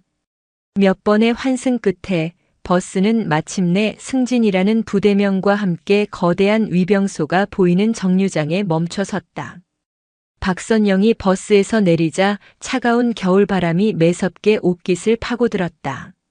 눈앞에 펼쳐진 군부대의 풍경은 그녀가 평생 몸담았던 대학의 그것과는 전혀 다른 세상이었다. 하늘을 찌를 듯 솟은 철조망, 위압적으로 도열한 장갑차 그리고 총을 든 채 미동도 없이 서 있는 젊은 병사들의 모습은 압도적인 위압감으로 그녀를 짓누르는 듯했다. 평생을 글로 쌓아온 노학자에게 총과 칼로 세워진 3개의 문턱은 너무나도 높고 차갑게 느껴졌다. 심호흡을 한 번 한 그녀는 온매무새를 가다듬고 위병소를 향해 천천히 그러나 망설임 없이 발걸음을 옮겼다. 한 걸음 한 걸음 정문을 향해 다가갈수록 심장 박동은 더욱 빨라졌다. 그것은 두려움이라기보다는 오랜 기다림 끝에 찾아온 설렘에 가까운 감정이었다. 드디어 위병소 앞에 섰을 때 그녀의 이마에는 어느새 식은땀이 송골송골 맺혀 있었다. 정지. 무슨 일로 오셨습니까? 앳된 얼굴의 일병이 훈련받은 대로 낮고 딱딱한 목소리로 그녀를 막아섰다. 그의 눈빛에는 경계심이 가득했지만 연로한 노인을 대하는 최소한의 인간적인 배려는 남아있는 듯했다. 박선영은 온화한 미소를 지으며 대답했다. 강지환 군단장님의 초청을 받고 왔습니다. 잠시 뵐 수 있을까 해서요. 그녀의 말에 일병의 눈이 순간 동그래졌다. 군단장. 이제 갓 입대한 그에게는 하늘과도 같은 존재의 이름이 눈앞에 평범해 보이는 할머니의 입에서 너무나 쉽게 흘러나왔기 때문이었다. 그는 당황한 기색으로 손에 들고 있던 방문자 명단을 뒤적였다. 하지만 아무리 찾아봐도 그녀의 이름은 없었다. 죄송합니다, 할머니. 명단에 성함이 없으십니다. 혹시 착오가 있으신 게 아닙니까? 아닐세. 제오 군단이 맞을 텐데. 군단장 비서실에 한번 확인을 해줄 수 있겠나? 제대로 전달이 안 된 모양이군. 박선영이 차분하게 요청했지만 바로 그때 위병소 안에서 누군가 신경질적인 목소리로 끼어들었다. 뭐야, 또 무슨 일인데 이렇게 소란스러워? 근무 똑바로 안 서. 짜증이 가득한 얼굴로 걸어 나온 것은 위병소 책임자인 조상필 상사였다. 간 40을 넘긴 듯한 그는 달고 다른 군 생활에 찌든 특유의 냉소적인 표정을 짓고 있었다. 그는 박선영의 낡은 정장과 손에 들린 작은 쇼핑백을 위아래로 훑어보더니 콧방귀를 뀌었다. 할머니, 여긴 막 찾아와서 떼쓴다고 되는 데가 아니에요. 노골적인 무시와 조롱이 담긴 말투였다. 박선영의 얼굴이 희미하게 굳었다. 평생을 존경받는 학자로 살아온 그녀에게 이런 식의 하대는 처음 겪는 일이었다. 나는 떼를 쓰는 것이 아니라 정당한 방문 절차를 문의하는 것이네. 군단장님의 초청을 받았고. 군단장님 초청이요? 그게 말이나 됩니까? 조상필은 마치 세상에서 가장 웃기는 농담이라도 들은 것처럼 큰 소리로 웃음을 터뜨렸다. 그 소리에 주변의 다른 병사들까지 힐끔거리며 비웃음을 머금었다. 한순간에 그녀는 존경받는 노학자가 아니라 세상 물정 모르는 정신 나간 노파 취급을 받고 있었다. 어디서 군단장님 함자는 주워 들어가지고. 요즘 할머니들 수법이 보통이 아니란 말이야. 일단 군단장 핑계 대고 들어가서 억지 민원 넣고 들어눕고. 내가 그런 사람 한두 번 본 줄 아시오? 명단에 없는데요. 다시 확인해 보시죠. 없으면 그냥 돌아가세요. 우리도 바쁘니까. 그의 입에서 나오는 말들은 하나하나가 날카로운 가시가 되어 박선영의 가슴에 박혔다. 이것이 자신이 가르친 제자들이 지키고 있는 대한민국의 현실이란 말인가. 자존심이 상했지만 그녀는 애써 평정을 유지하려 했다. 제자의 얼굴에 먹칠을 하고 싶지 않았다. 그렇다면 이 선물이라도 군단장님께 전해주시게. 박선영이라는 사람이 다녀갔다고. 그녀는 정성껏 포장한 만년필이 담긴 쇼핑백을 조심스럽게 내밀었다. 하지만 조상필의 눈빛은 더욱 차가워졌다.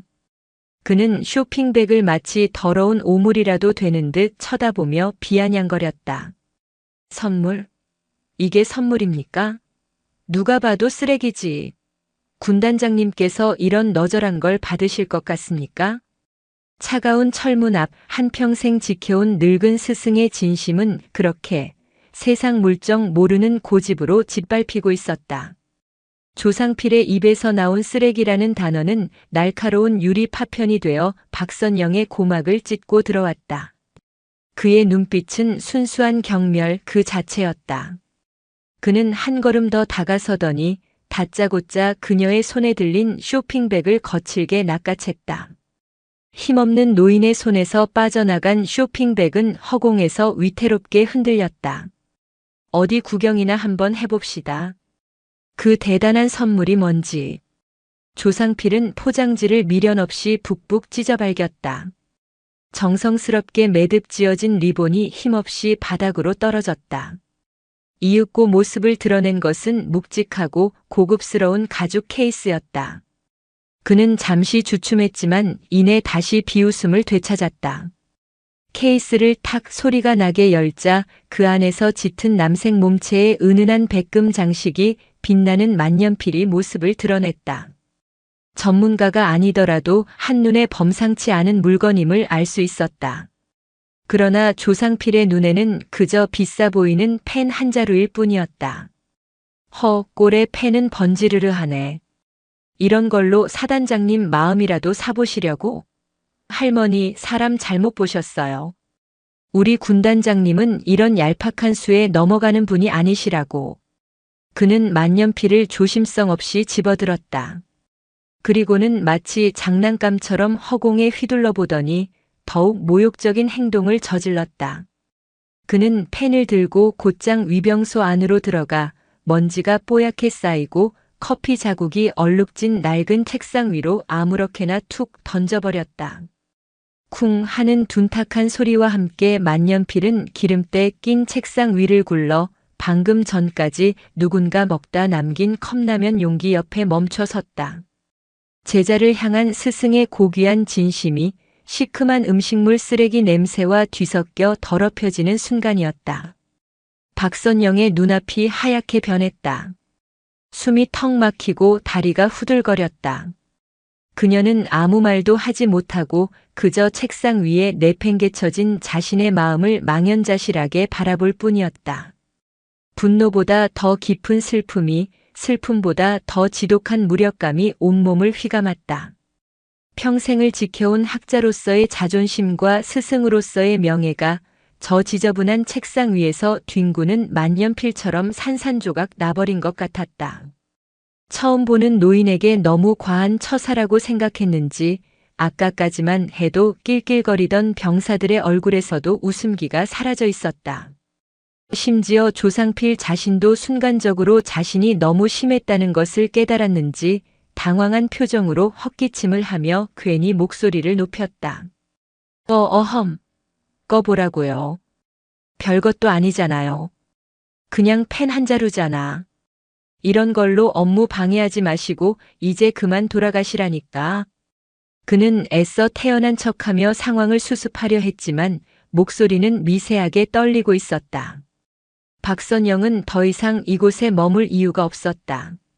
그녀는 조용히 짐승처럼 상처 입은 걸음으로 몸을 돌렸다. 그녀의 어깨는 먼 길을 온 고단함보다 방금 겪은 짧은 순간의 모멸감으로 훨씬 더 무겁게 축 처져 있었다. 차가운 바람이 박선영의 뺨을 세차게 때렸다. 그녀는 부대 정문을 등지고 정류장을 향해 한 걸음 한 걸음 힘겹게 내디뎠다. 발걸음이 천근만근 무거웠다. 위병소 주변은 여전히 어색한 침묵이 감돌았다. 조상필은 자신의 행동이 만들어낸 이 무거운 분위기에 안절부절 못하며 괜히 헛기침만 반복했다. 다른 병사들은 차마 고개를 들지 못하고 시선을 바닥에 고정한 채 서 있었다. 모두가 방금 전 자신들이 목격하고 동조했던 그 야만적인 광경의 무게를 느끼고 있었다. 바로 그때였다. 저 멀리서 부대 안쪽으로부터 한치의 흐트러짐도 없는 정숙함으로 검은색 세단 한 대가 미끄러지듯 다가오고 있었다. 차량의 앞 보닛에는 군단을 상징하는 기봉에 별 3개가 선명하게 수놓인 군단 장기가 매서운 겨울바람에도 꼬티하게 펄럭이고 있었다. 군단장의 차량이었다. 위병소의 모든 군인들의 몸이 순간적으로 얼어붙었다. 조상필의 얼굴은 새하얗게 질렸다. 그는 허둥지둥 자신의 군복 매무새를 바로잡고 다른 병사들에게 눈짓을 보내며 경례 준비를 시켰다.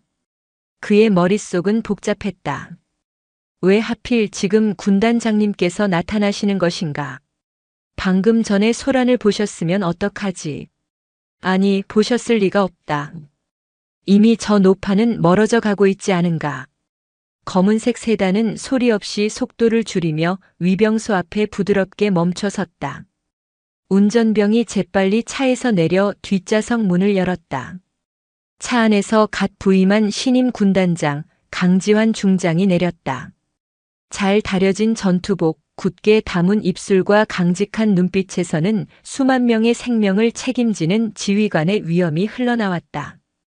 그의 어깨에 달린 3개의 별이 아침 햇살을 받아 서늘하게 빛났다. 충성! 조상필과 위병들은 부서져라 외치며 거수 경례를 했다. 강지환은 그들의 경례를 받으며 고개를 가볍게 끄덕였다. 그의 날카로운 시선은 위병소 주변의 어색한 분위기와 병사들의 굳은 표정을 놓치지 않았다. 무슨 일 있었나? 그의 목소리는 낮고 차분했지만 그 안에는 모든 것을 꿰뚫어 보는 듯한 날카로움이 있었다. 조상필은 식은땀을 흘리며 다급하게 대답했다. 아무 일 없었습니다. 이상 없습니다. 바로 그 순간 강지환의 시선이 위병소에서 멀어져 가는 한 노인의 뒷모습에 닿았다. 낡고 소박한 정장, 세월의 무게에 구부정한 어깨, 그리고 힘겨워 보이는 걸음걸이. 그냥 스쳐 지나갈 수도 있는 평범한 노인의 뒷모습이었다. 하지만 왠지 모르게 그의 심장이 쿵 하고 내려앉았다. 수십 년의 세월이 흘렀지만 뇌리 깊숙한 곳에 각인된 결코 잊을 수 없는 익숙한 실루엣이었다. 설마. 아니겠지. 수십 년 동안 불효하게도 한 번도 찾아뵙지 못했는데 이런 곳에서 마주칠 리가 없지 않은가. 하지만 그의 발걸음은 저도 모르게 그 뒷모습을 향하고 있었다. 무언가 강렬한 힘이 그를 이끄는 것 같았다. 잠시만요, 어르신. 강지환이 자신도 모르게 소리쳤다. 그 목소리에 박선영의 힘없는 걸음이 우뚝 멈춰섰다. 그녀는 천천히, 아주 천천히 뒤를 돌아보았다. 바람이 불어와 그녀의 하얗게 센 머리카락을 흩날렸다. 세월의 깊은 골이 패인 얼굴, 모든 것을 체념한 듯한 슬픈 눈. 강지환의 눈이 세차게 흔들렸다. 숨을 쉴 수가 없었다. 시간이 멈춘 것 같았다. 그의 기억 속 낡은 강의실에서 열정적으로 군사 철학을 논하던 젊고 서슬퍼렇던 여교수의 모습과 눈앞에 늙고 지친 노인의 모습이 겹쳐졌다. 모습은 변했지만 그 눈빛만은 학자의 깊고 고요하면서도 상대를 꿰뚫어보는 그 눈빛만은 그대로였다. 교수님? 박선영 교수님 맞으십니까? 강지환의 입에서 떨리는 목소리가 새어나왔다. 그것은 질문이 아니었다. 수십 년의 세월을 뛰어넘어 터져나온 절규에 가까운 부름이었다. 박선영의 슬픈 눈동자가 순간 흔들렸다. 자신을 부르는 목소리의 주인을 확인한 그녀의 얼굴에 놀라움과 반가움, 그리고 주체할 수 없는 서러움이 복잡하게 뒤섞인 표정이 스쳐 지나갔다. 지환이 자네가 정말 자네가 강지환인가? 박선영의 목소리는 갈라져 있었다. 그 한마디에 강지환은 모든 것을 확신했다. 그는 더 이상 군단장이 아니었다. 20살의 철없던 생도로 돌아가 있었다. 그는 성큼성큼 박선영에게 다가갔다. 그리고는 그녀의 낡고 차가운 손을 두 손으로 부여잡았다. 그 손은 너무나 작고 연약했다. 교수님, 맞으셨군요. 제 은사님이 맞으셨습니다. 제가 지환입니다. 그의 목소리는 감격에 겨워 심하게 떨리고 있었다. 눈시울이 뜨거워지며 눈물이 핑 돌았다. 그래, 나일세. 자네를 보러 왔네.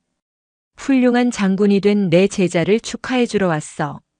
그 순간 강지환의 시선이 위병소의 지저분한 책상 위에 아무렇게나 던져져 있는 만년필과 바닥에 뒹구는 찢어진 포장지를 보았다. 그리고 하얗게 질려 사색이 된 조상필의 얼굴. 모든 퍼즐 조각이 순식간에 맞춰졌다. 강지환의 얼굴에서 모든 핏기가 가셨다.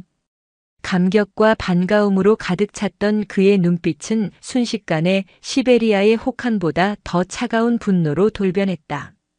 그는 천천히 고개를 돌려 위병소를 향했다. 그가 아무 말도 하지 않았지만 그 눈빛만으로도 주변의 공기는 얼어붙을 듯 차가워졌다. 조상필과 위병들은 숨조차 제대로 쉴 수 없었다. 보고해. 5초 준다.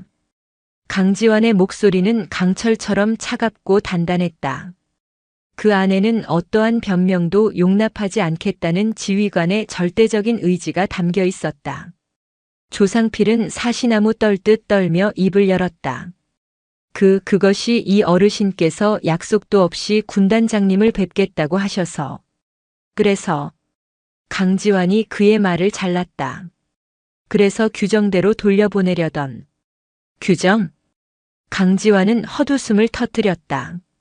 그 웃음소리는 그 어떤 호통보다 더 무서웠다. 연세 지긋하신 어른께서 먼 길을 찾아오셨는데 그분을 능멸하고 그분의 진심을 쓰레기 취급하는 것이 자네가 말하는 규정인가? 이분이 어떤 분이신 줄 아는가? 그의 목소리가 점차 높아졌다.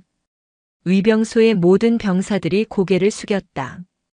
이분은 내 스승이시다. 지금의 나를 있게 해주신 분이란 말이다. 그런데 감히 그런 은사님을 너희가 감히.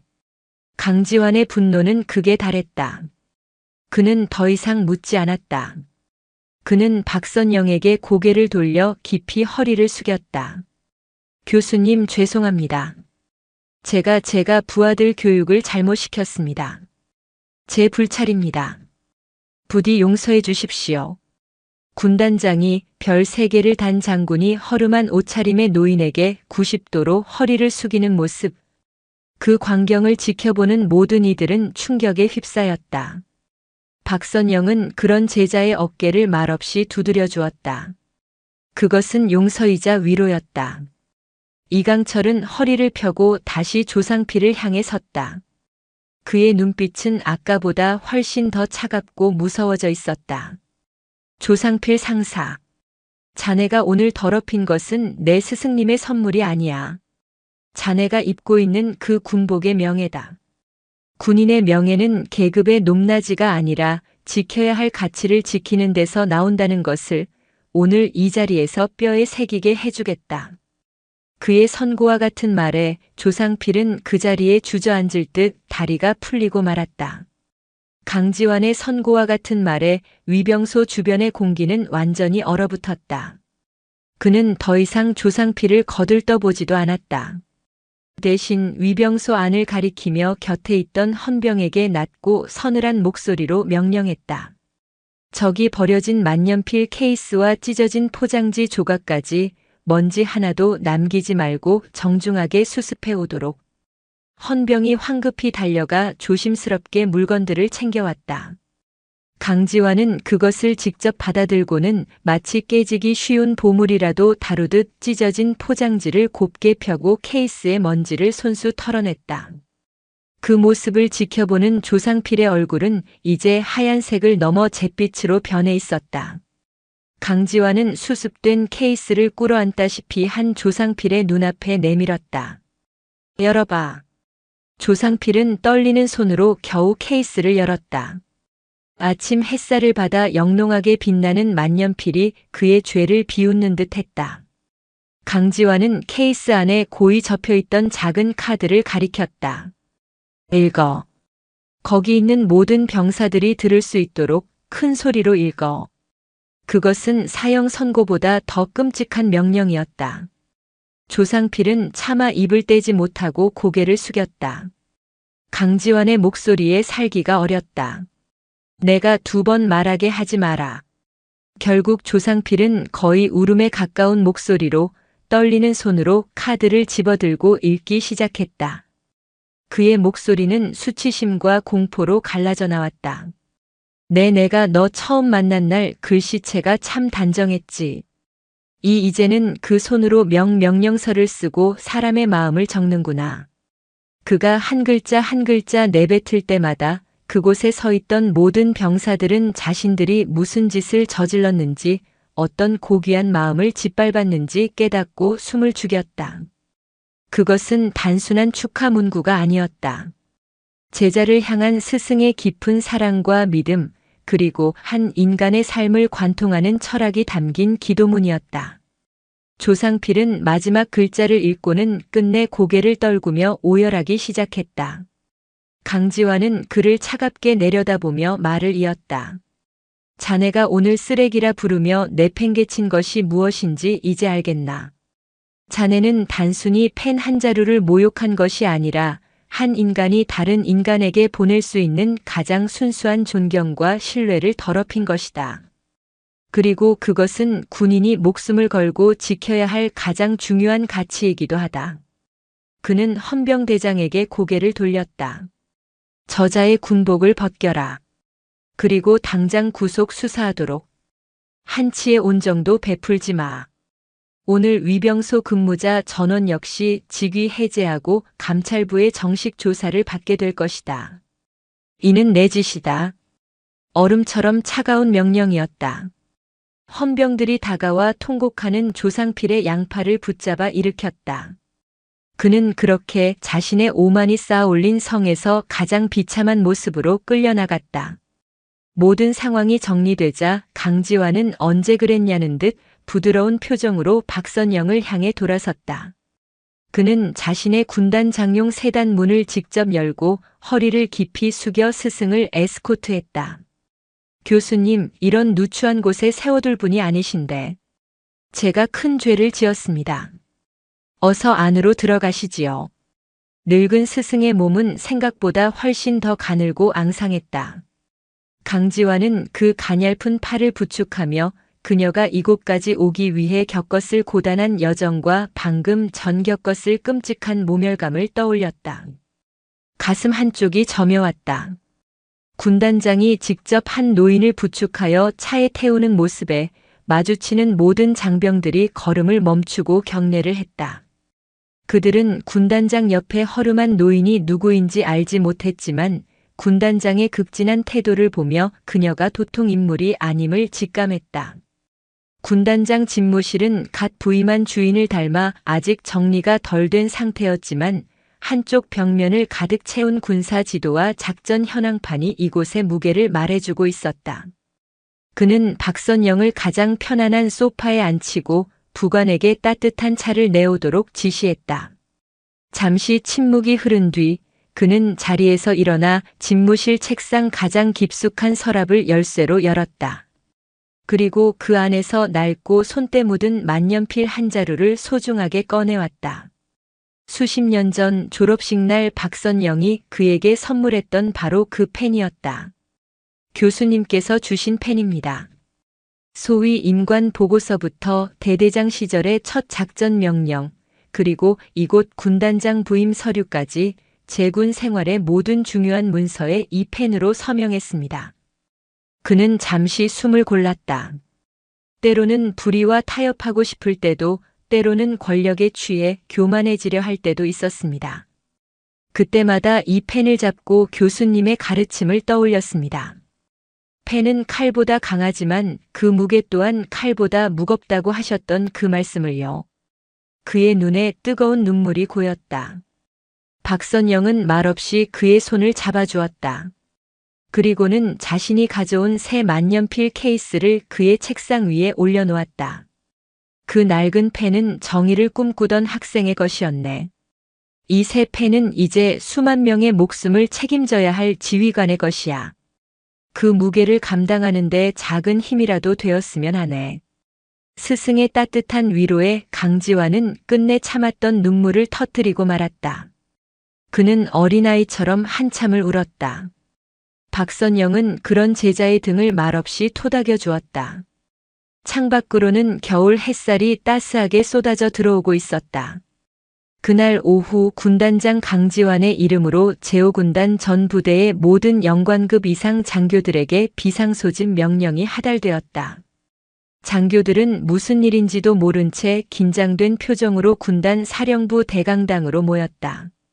강당은 숨막히는 긴장감으로 가득 차 있었다. 약속된 시간에 강단에 선 강지환은 마이크를 잡았다. 그의 얼굴은 분노를 넘어 깊은 슬픔에 잠겨 있었다. 오늘 아침 우리 제5군단은 단 한 발의 총성도 없이 적의 공격 없이 완벽하게 패배했다. 좌중이 술렁였다. 강지환은 그날 아침 위병소에서 있었던 일을 가감없이 이야기했다. 자신의 스승이 당한 모욕 그리고 그 스승 앞에서 자신이 흘렸던 부끄러운 눈물에 대해서도 솔직하게 고백했다. 우리의 총과 계급이 힘없는 민간인을 위협하고 모욕하기 위해 존재하는 것이라고 가르친 사람은 아무도 없을 것이다. 하지만 오늘 우리 부대의 문 앞에서 바로 그런 일이 벌어졌다. 이것은 단순히 한 부사관의 일탈이 아니다. 바로 나를 포함한 우리 모두의 책임이다. 우리 안에 이와 같은 오만과 무례함이 싹 트는 것을 방치한 우리 모두의 패배다. 그의 목소리는 강당 전체에 울려 퍼졌다. 나는 오늘부로 우리 제5군단의 지휘명령 1호를 하달한다. 이 시간부로 우리 군단의 존재 이유는 승리 이전의 존중임을 분명히 한다. 계급의 높낮이를 떠나 병사 상호 간의 존중, 그리고 무엇보다 우리 군이 존재하는 이유인 국민에 대한 존중을 최우선 가치로 삼는다. 이를 어기는 자는 그 누구를 막론하고 군복을 입을 자격이 없는 것으로 간주하고 엄중하게 처벌할 것이다. 그의 연설은 단순한 훈시가 아니었다. 썩어 빠진 군 조직의 환부를 도려내겠다는 피 끓는 선전포고였다. 그는 위병소 만년필 사건을 계기로 군단 전체에 대한 대대적인 감찰과 인성교육 프로그램 전면 개편을 지시했다. 그의 개혁은 많은 저항에 부딪혔지만 그는 결코 물러서지 않았다. 제5군단에는 서서히 그러나 분명하게 새로운 바람이 불기 시작했다. 어느덧 해가 저물고 있었다. 박선영은 이제 돌아가야 할 시간이라고 말했다. 강지환은 아쉬움을 감추지 못하며 하룻밤 묵고 가시라고 간청했지만 박선영은 고개를 저었다. 자네에게 더 이상 폐를 끼칠 수는 없네. 오늘 하루만으로도 내게는 과분한 시간이었어. 강지환은 더 이상 스승의 고집을 꺾을 수 없었다. 그는 자신의 전용 차량으로 스승을 집까지 편안하게 모셔다 드리도록 지시했다. 아침에 타고 왔던 낡고 삐걱거리는 버스와는 비교도 할 수 없을 만큼 안락한 승용차였다. 부대의 모든 주요 간부들이 정문까지 나와 도열하고 있었다. 그들은 신임 군단장의 스승이라는 노학자에게 깊은 존경심을 담아 경례를 했다. 아침에 그녀가 겪었던 냉대와 모욕은 마치 꿈이었던 것처럼 느껴졌다. 차가 부드럽게 움직이기 시작했다. 강지환과 부대 간부들은 차가 시야에서 완전히 사라질 때까지 부동자세로 서서 거수 경례를 했다. 박선영은 차창 밖으로 멀어져 가는 제자의 모습을 보며 눈을 감았다. 고단했지만 더없이 충만한 하루였다. 텅 빈 집에 돌아온 그녀는 서재로 들어가 불을 켰다. 그리고 강지환이 다시 정성껏 포장해준 만년필 상자를 열었다. 그 안에는 그녀가 선물한 펜과 함께 수십 년 된 낡은 펜이 나란히 놓여 있었다. 그리고 그 아래에는 제자의 필체로 쓴 짧은 메모가 있었다. 교수님, 이 낡은 펜은 이제 제가 아니라 교수님의 서재에서 지난 세월의 영광을 기억해야 할 것 같습니다. 교수님께서 주신 새로운 펜으로 교수님의 가르침이 부끄럽지 않은 군대의 역사를 써내려가겠습니다.